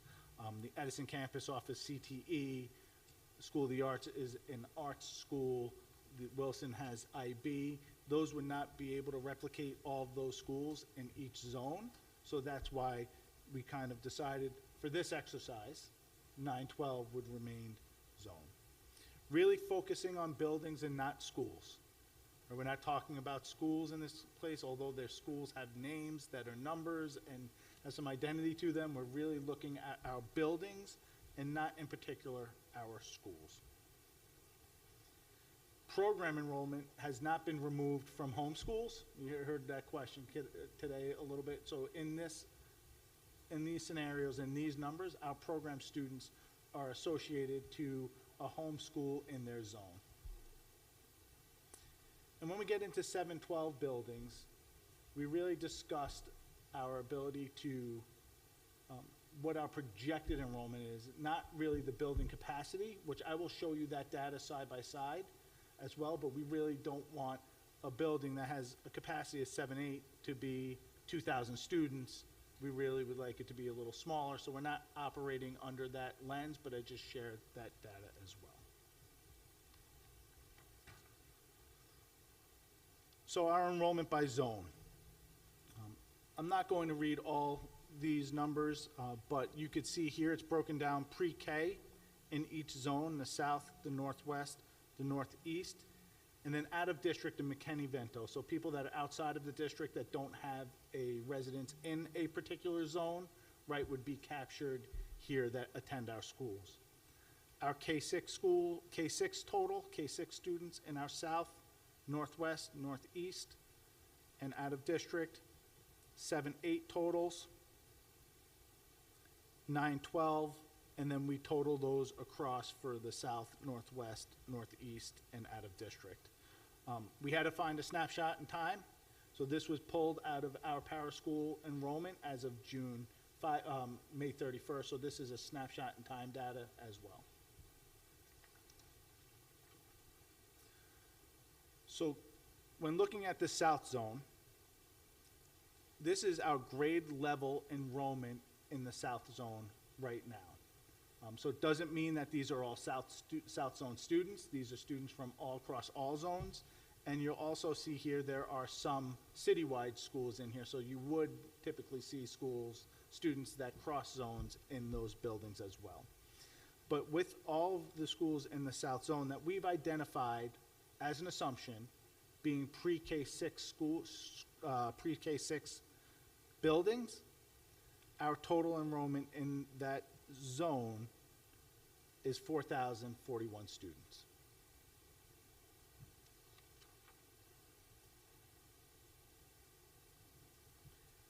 If you take a look at our south zone, this is schools in the south zone and what their building capacity is. So it's not their enrollment anymore, so this is what their capacity is to take students in.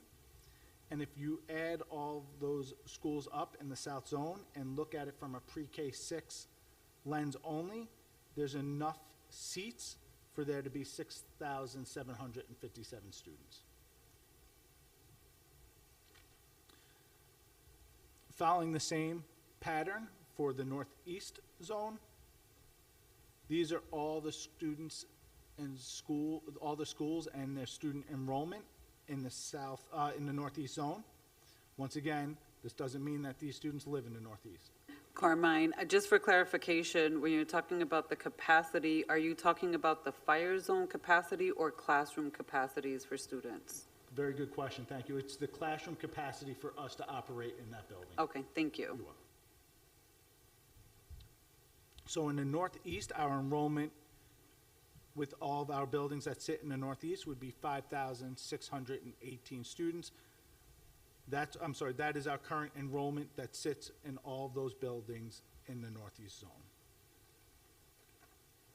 If you do the same in looking at our capacity,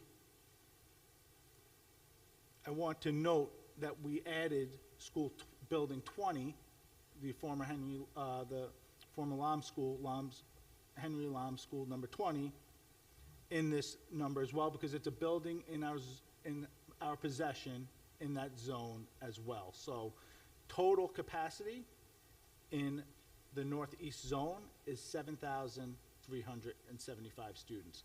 So remember, I'm just going through an exercise to say, do we have the capacity to accommodate students in those? I'm not saying that all these schools should operate as a pre-K-6 building. These are schools and buildings we have that can operate as pre-K-6 buildings.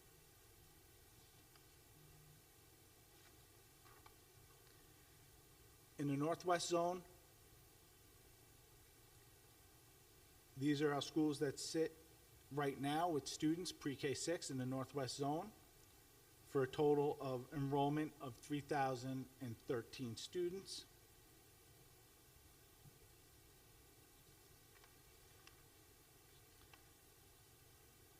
And in the next slide here, we once again see the capacity of our buildings in that zone and what they would be able to hold. And in here you see School 43 and School 57, right? School 43 operating with all city high school students, and School 57 currently a facility for special education offices.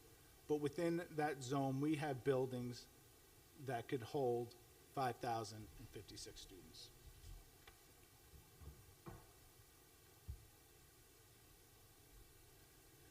This is just an overview. I just want to take a second on this slide, telling us what our need base is on enrollment in each of those zones. So for the South Zone, we have a need of 3,367 seats capacity. Our building capacity in the South Zone is 6,757 students. And then our building capacity, which may not include 20, 43, 44, or 57, because they currently don't have elementary students, would be 6,354. And if you do the same for the Northwest, our needs based on enrollment, pre-K-6, would be 3,796.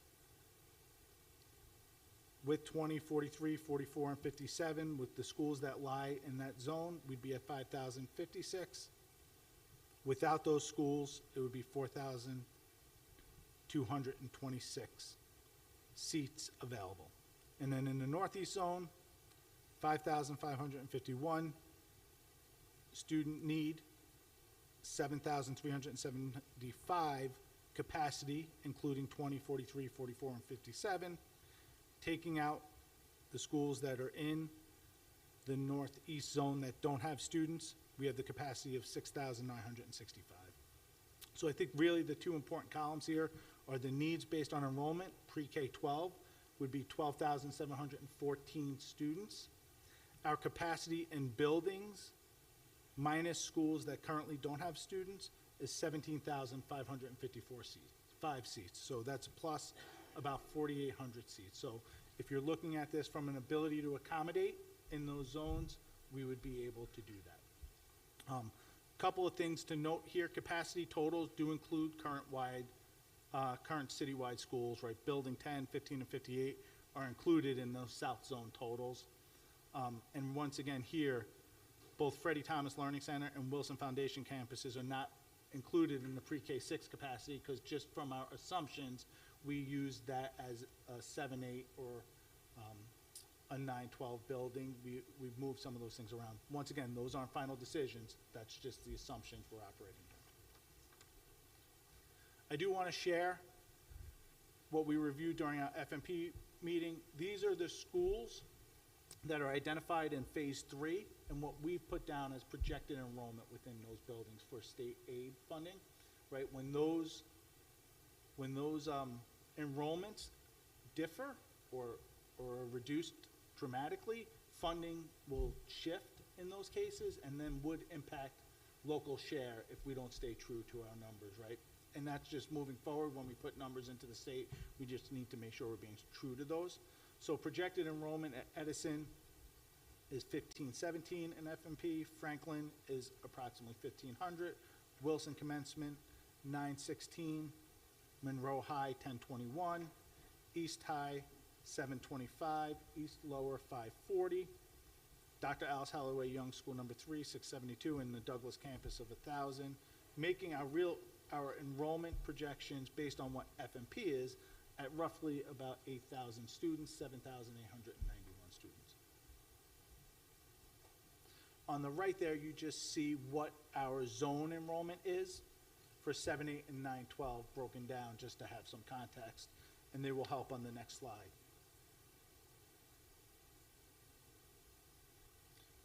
So these buildings are buildings that, for the sake of this exercise, once again, were identified as potential 7, 8 buildings, just based on what we've known about these schools, what they've been used for in the past, what their design is.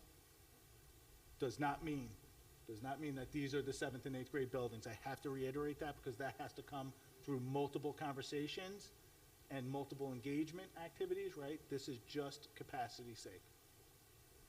So with East Lower, the Douglas campus, Freddie Thomas, Dr. Alice Holloway Young, Wilson Foundation, Jefferson, and Charlotte, each of those have zones next to them as well, showing that they can have multiple 7th and 8th grade buildings in a zone if needed, for a total of building projected enrollment of 5,712 students, and then building capacity of 6,640 students. Now, looking at the chart on the right in the corner, we only need 3,524 seats, so that's going to have to be a discussion on what schools will become 7 and 8 and what schools become 9, 12, or what schools become K-6.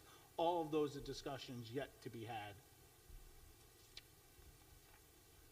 Doing the same with 9, 12. Identifying Soda, School Without Walls, Edison, Franklin, Wilson Commencement, Monroe High, East High. Our total number of seats available are 6,945 based on projected enrollment, right? And then building capacity is 9,000.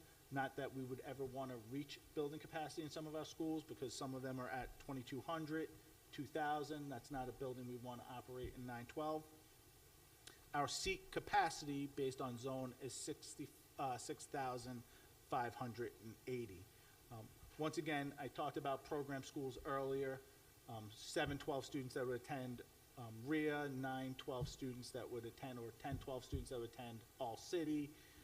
Those students are not removed. North Star students are not removed from here as well. So just some additional impact that I want to share. When we reviewed this data, 3,095 K-6 students attend schools outside of their zone. Right, so this is not inclusive of students attending citywides. We have about 1,265 K-6 students attending citywides. And then when you take the students in citywides that are outside of their zones, we have approximately 3,864 students, K-6, that are currently in schools that are outside of their zones. So if you took a look at our numbers, we were roughly around 11,000 pre-K-6, 12,000 pre-K-6. That's a third of our students pre-K-6 that are outside of their school zone.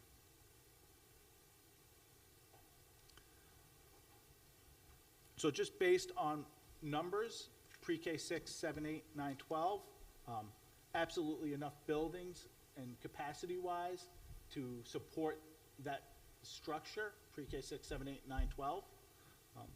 Buildings to be decided on, besides the ones that are FMP. We still have some conversations to happen and community engagement to pursue the community in some conversation. So I just want to put some timelines and next steps to this, just so I want everyone to know that this will be a thorough process. This is not something that will happen very quickly without being, without getting to the community, engaging feedback, having conversations throughout this process. So the most important and the most immediate impact is a decision on grade level configurations, right? Because our FMP process is very much contingent on that. They test fit our buildings, and knowing that we want to go pre-K 6, 7, 8, 9, 12, we could give them the direction to begin to test fit all of our buildings to say, these are the buildings that could fit that level of instruction based on a core model. Our October 22nd through August 23rd would, through August of 23 would be our family engagement process, right? That would be when we start to engage our families in the discussions, get into the community about this, about the reconfiguration, talk about buildings, talk about the data that we're getting from everything from building conditions to performance to staffing to transportation and all the impacts that would happen along those lines. In October of 2023, so a year from this October, we would then come to the board with our thoughts and recommended schools for the reconfiguration. So based on this reconfiguration, this would be the time that we would share what we've gathered and how we would use that information in making a decision on what schools we would bring forth to you for closure. Did you have a question? When you say your recommendation, you're just talking about which schools would become 7/8s and which schools would become 9/12s. And what schools would not be used if that was the case, right? So all of those conversations, all that. Understood, thank you. In January 2024, following the policy, board policy would be the Board of Education vote on that proposal, and then a reconfiguration implementation would be of September of 2024.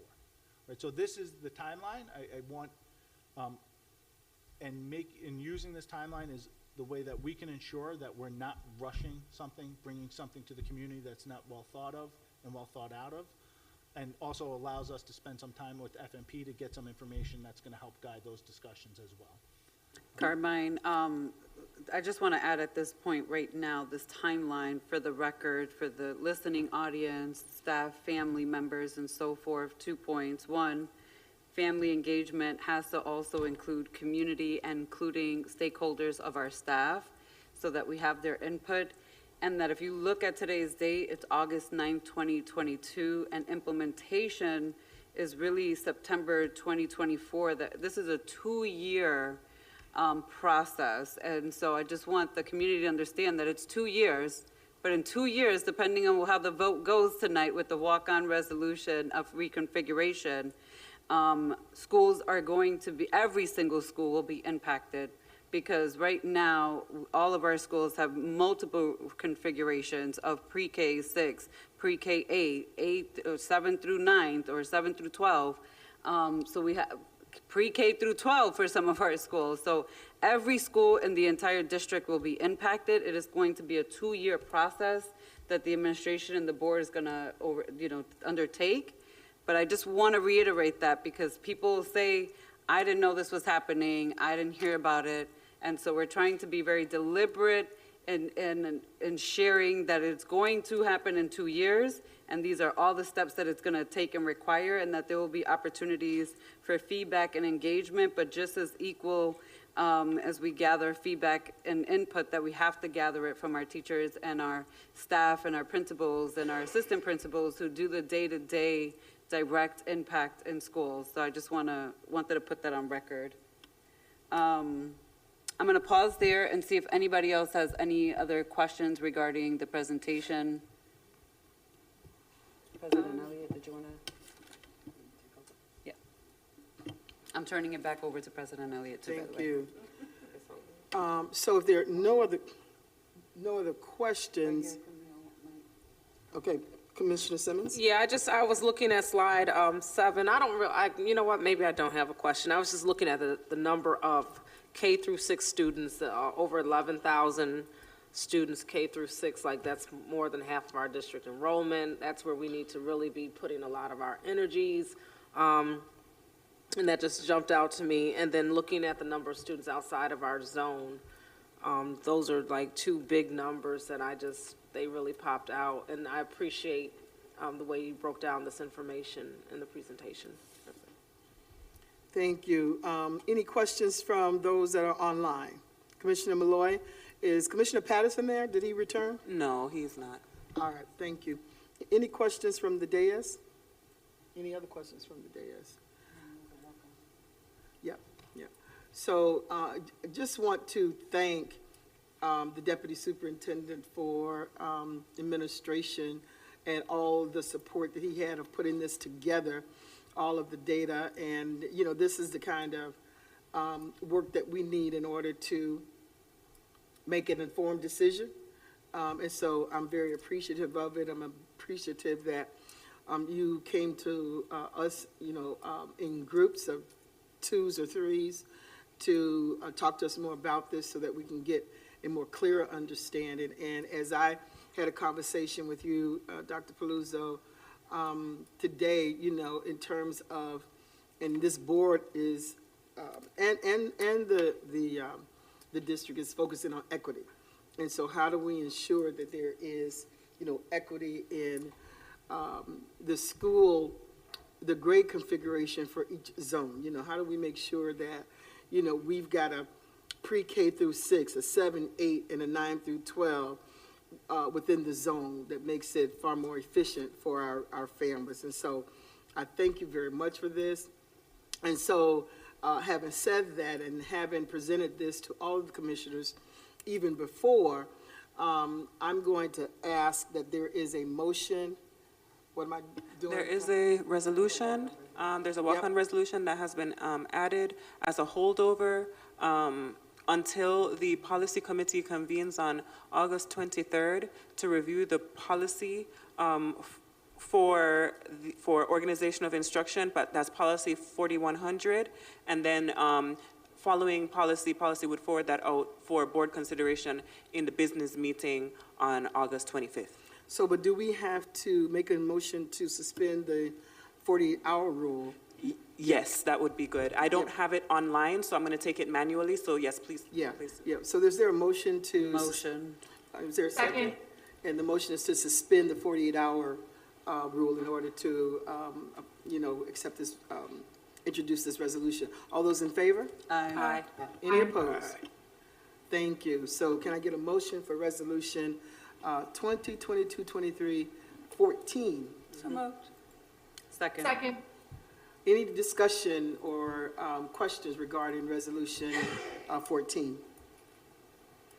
Hearing none, all those in favor? Aye. Aye. Aye. Any opposed? The Thank online you. voting is open. Thank you.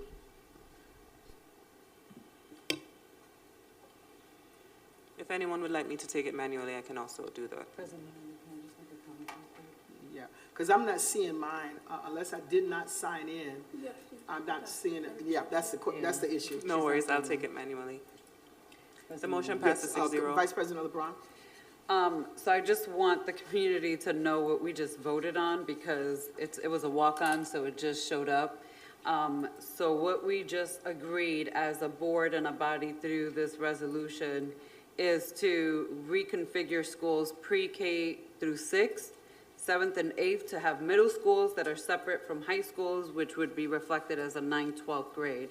So this is just a vote, but this is the path that we're going. And again, it's the timeline presented by the administration is a 2-year process. So I just want to reiterate that even though we're voting on a resolution tonight, this does not mean that come September, we're reconfigured. It is going to take a while and a number of years and has to be incorporated with the facilities modernization construction that we'll also undertake for phase 3. That's all. Thank you, President. Thank you. So we'll go down to the 22-23 board goals, a follow-up discussion. As you all know, that we each met to discuss goals that we as a board want to approve for the 22-23 school year. And I'm going to open it up for discussion and a couple of questions that I would just put out there. You know, how many goals do we want to have that we can see ourselves achieving for that period of time? How many of those goals, how are we going to prioritize those goals is another discussion. And then at some point, you know, we need to also have a discussion on how are we going to, what metrics are we going to be using in order to achieve those goals? So at the end of the school year, that we could determine whether or not we met those goals through our own assessment. So let me just open that conversation up. Any comment at this point? Vice President LeBron? Yeah, I think for me, President Elliott, I actually would like us to have this facilitated by someone outside of the district. And in the past, we've had the Monroe County School Board Association. We had Sherry come in and help facilitate both these conversations and a process that's a little bit better than this process here. I just actually don't like this process of getting everyone's talking points, and then there's no consensus that I can tell or that we left with. And so I just want to put that out there, that we should have a facilitator do this. I also want to point out that I reached out to Jennifer from the Big Five to ask for examples of the Big Fives and their board goals and what metrics that they're using, and she's has reached out to the other Big Five school districts, the other four, I should say, to gather some of those board goals that they have and metrics that they're using. I don't think it's as comprehensive as we believe it is, but she is working on getting us that information so that that could be shared with the full board. But I say that because this process right here, although I recognize that this has some sort of urgency, I also don't want it to be done in this way. I don't think this is the most effective way to do it. And I would be okay coming in on a Saturday to have someone facilitate this in a different way. Thank you. Any other comments about? Yes, I do want to echo those sentiments. I think the last discussion we had, I like that we are having the discussion, but it definitely needs to be facilitated in a different way. As far as, how many goals do we see ourselves with, I think anything that is digestible and realistic. So no more than 3 to 5 key goals, and it's just really about what we identify and how we're measuring those goals that allow us to be effective. So we don't want to just have goals to have them. So 3 to 5 is what I'm thinking, and I do agree again with the sentiments of having this process facilitated so that we can have a robust plan moving forward. Any other comments about our goals in the process? Yeah, Commissioner Malloy? Thank you. I just wanted to agree with the sentiments expressed by both Commissioner Simmons as well as Vice President LeBron. Would like to see this facilitated so that we can have these instituted before the start of school, and just having an outside person help facilitate the conversation so that we can stay focused. And I would love to see us keep the 3 goals that we already have, and perhaps we can add to the metrics within those goals to address things like security. But personally, I'd like to see the 3 goals that we currently have get carried over into this coming year, and then just help us better direct or better. I'd like the conversation facilitated by an outside party so that we can move ahead with the metrics on those. So let me just have some, if you all would like to react to what Commissioner Malloy just said. She is recommending that we keep the current goals. Is that something that we want to do, and and I'm using a different word, embellish those goals that we have to include, to your point, some points on safety, and so let me just open that conversation up. I think there's certainly some value in some of the goals that we have identified and bringing them forward to the facilitator to maybe fine tune them, see how we can expound on them or bring them in a little bit and be more specific. So I think there would be value in considering that. And through that facilitation, we may find some that we can get rid of or some we can add or whatever that looks like. Are we good with 3 to 5 goals? We currently have 3 goals, and do we want to increase that? Vice President LeBron? Yeah, I would just, to Commissioner Malloy's sentiment around keeping the same goals, but being more specific. I think that's where I would support that we're more specific, because if it was the administration, we wouldn't even accept these from the administration. We would say they're too broad and not really, there's nothing to measure. I remember that was one of my complaints with a previous superintendent. So I would like to see them more broad, and then in terms of safety and school climate, certainly looking at ways of how we're utilizing our social workers and our social emotional supports in schools, and what that looks like with even with our sentries, right? Whether they're trained in restorative practices and what that could potentially look like. But in terms of goal numbers, I think 3 to 5 is a more realistic approach. I would be curious to also see what the other big school districts in the state of New York are doing or not doing, or how they approach this. I just know in the past, Sherry came in and helped facilitate it in a different way. But I would support the goals with a little bit more clarity and detail, and to your point, President Elliott, figuring out what metrics we're going to use to measure whether we were successful or not in these goals as we move forward. Thank you. As we do move forward, how often should we be revisiting these goals to see if we're on track? Is that, because I don't think we really did a good job of that in the past. You know, is this something that we want to revisit quarterly, you know, to make sure that we're moving in the right direction? And of course, there may be time, something may come up where we need to revise those. So, Yeah. Okay. Definitely at the minimum quarterly, definitely on the cusp of marking period or what have you, so we have a good pulse, yeah. Okay, all right. Okay, all right. Any other comment around this? So now, in terms of identifying a facilitator, do we want to bring in, you know, do we want to put an RFP out there? Because that was an issue before. Do we want to put an RFP out there? I don't think Sherry is available. So, you know, what's your recommend, I you need saying? to ask, because I see the board clerk shaking her head. I know Sherry's retired, but are you saying she's not available? She is not available. I did ask her for this. Okay. Yes. There is a new executive director, though, for the Monroe County School Board Association locally. They weren't available because they're not fully trained on, the other people who are picking up from Sherry, they're not fully trained yet on how to do that. So we would have to go out, I think. What about Jennifer Unfacilitated. Price from the Big Five? But we can do NISBA. We can look at NISBA. They do also facilitate board goals discussion. NISBA, but, they've come before. And the Big Five, if Jennifer. And the Big Five, yes. Yeah.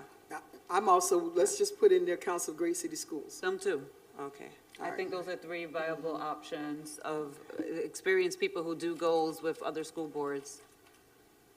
Now, it seems that you all are interested in this being sooner rather than later. However, you know, it depends on the availability of the people, whoever, you know, we may decide to do the facilitation. So you all okay with that?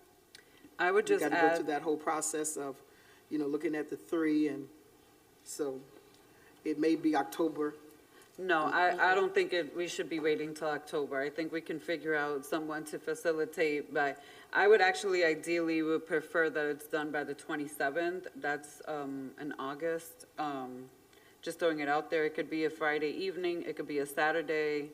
I mean, at the end of the day, it should be done before school starts. It should be, but that also depends on the availability of whoever we select. Commissioner Malloy, let me just go to Commissioner Malloy. I think this would be a really great case for just our board leadership to use the consultants to the board policy.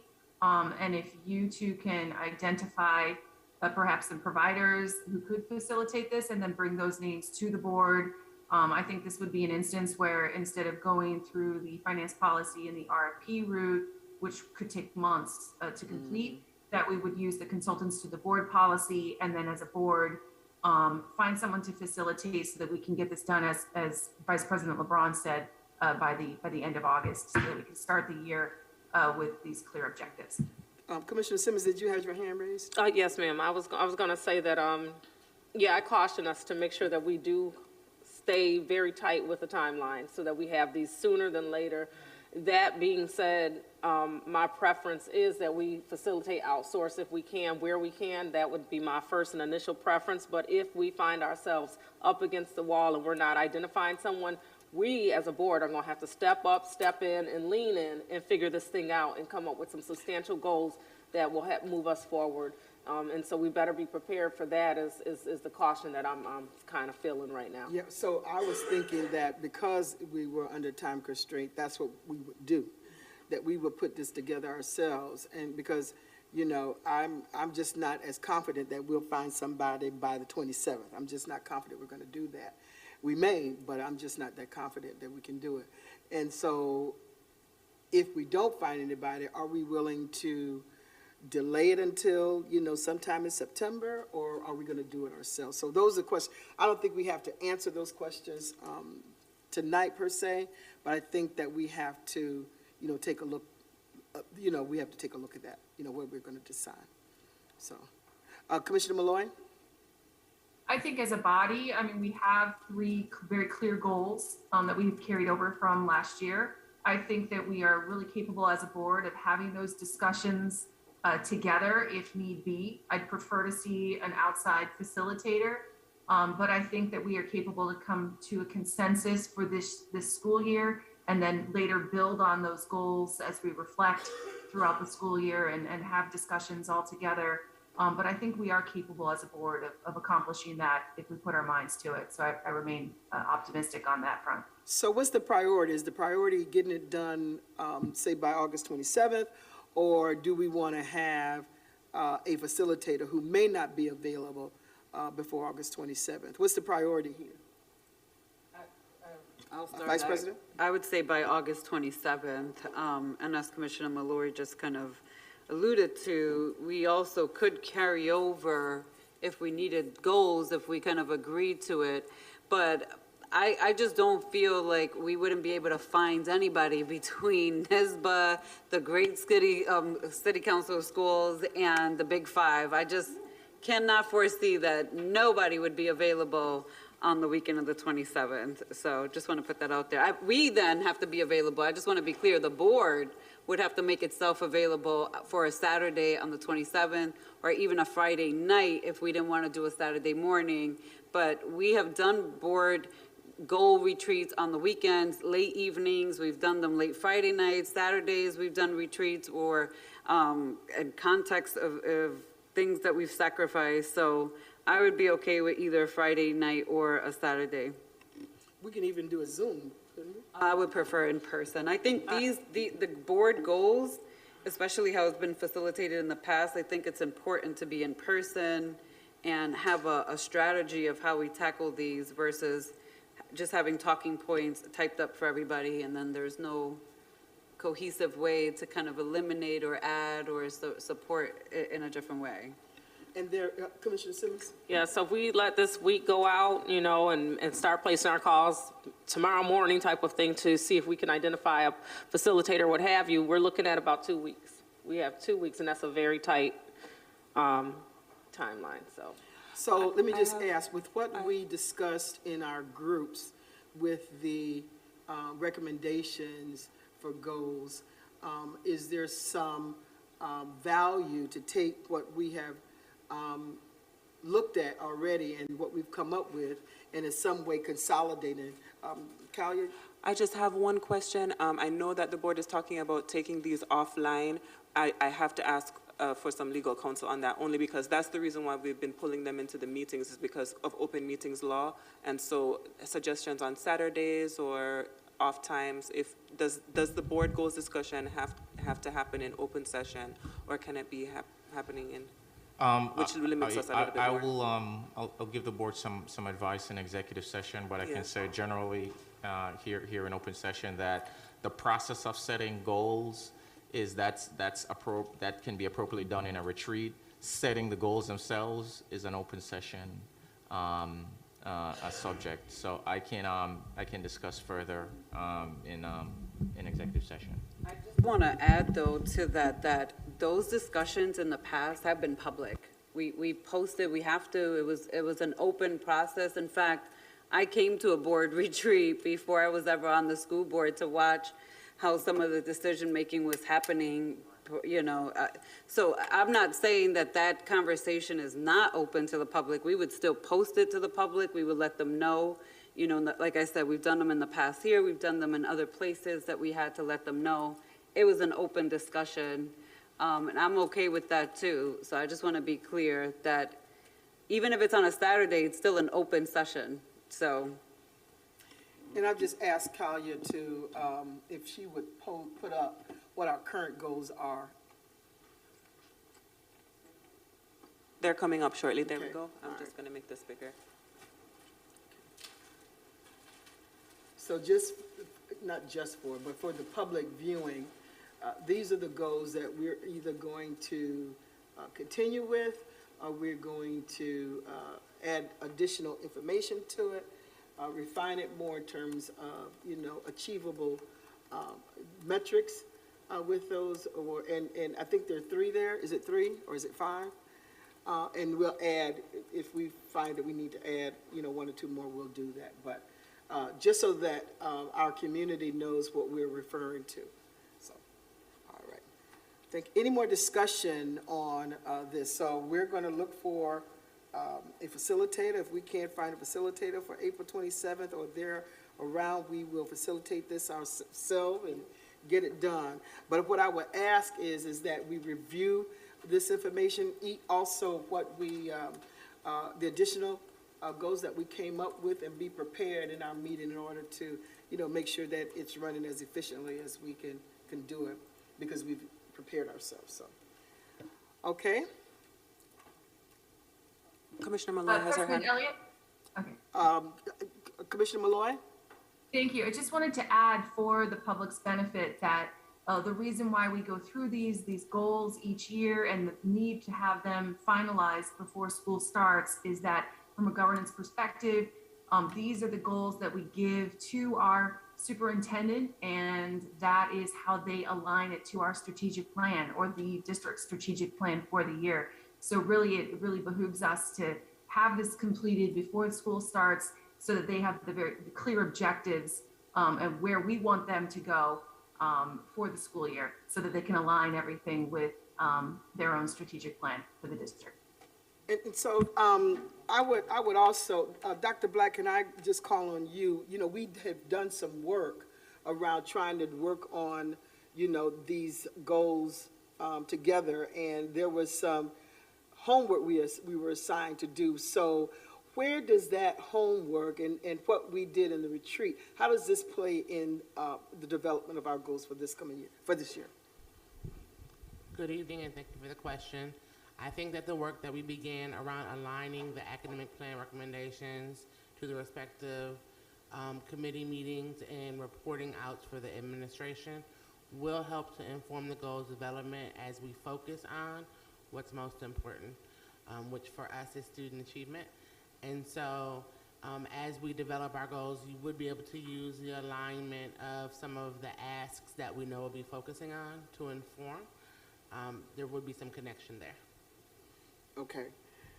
So can you provide us to help to inform us in terms of our development of the goals?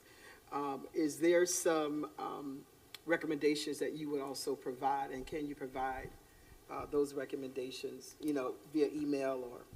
I would be able to work with my counterpart and the rest of the team to help provide some guidance that may be able to be used to inform your goals. All right. Thank you. Any other questions, comments around this? All right, hearing none. The motion to approve goals is, we're not going to do that at this time. All right. And so I'm going to ask for a motion to go into executive session. And I actually put it in my phone, the language. Motion to go into executive session to discuss matters leading to the appointment, employment, promotion, demotion, discipline, suspension, dismissal, or removal of a particular person or corporation, and to receive the advice of legal counsel. Motion. Is there a second? Second. All those in favor? Aye. Aye. Any opposed? All right, so we're going to be going into executive session, and we will adjourn from downstairs, and so we will say to you good night, and thank you for joining us.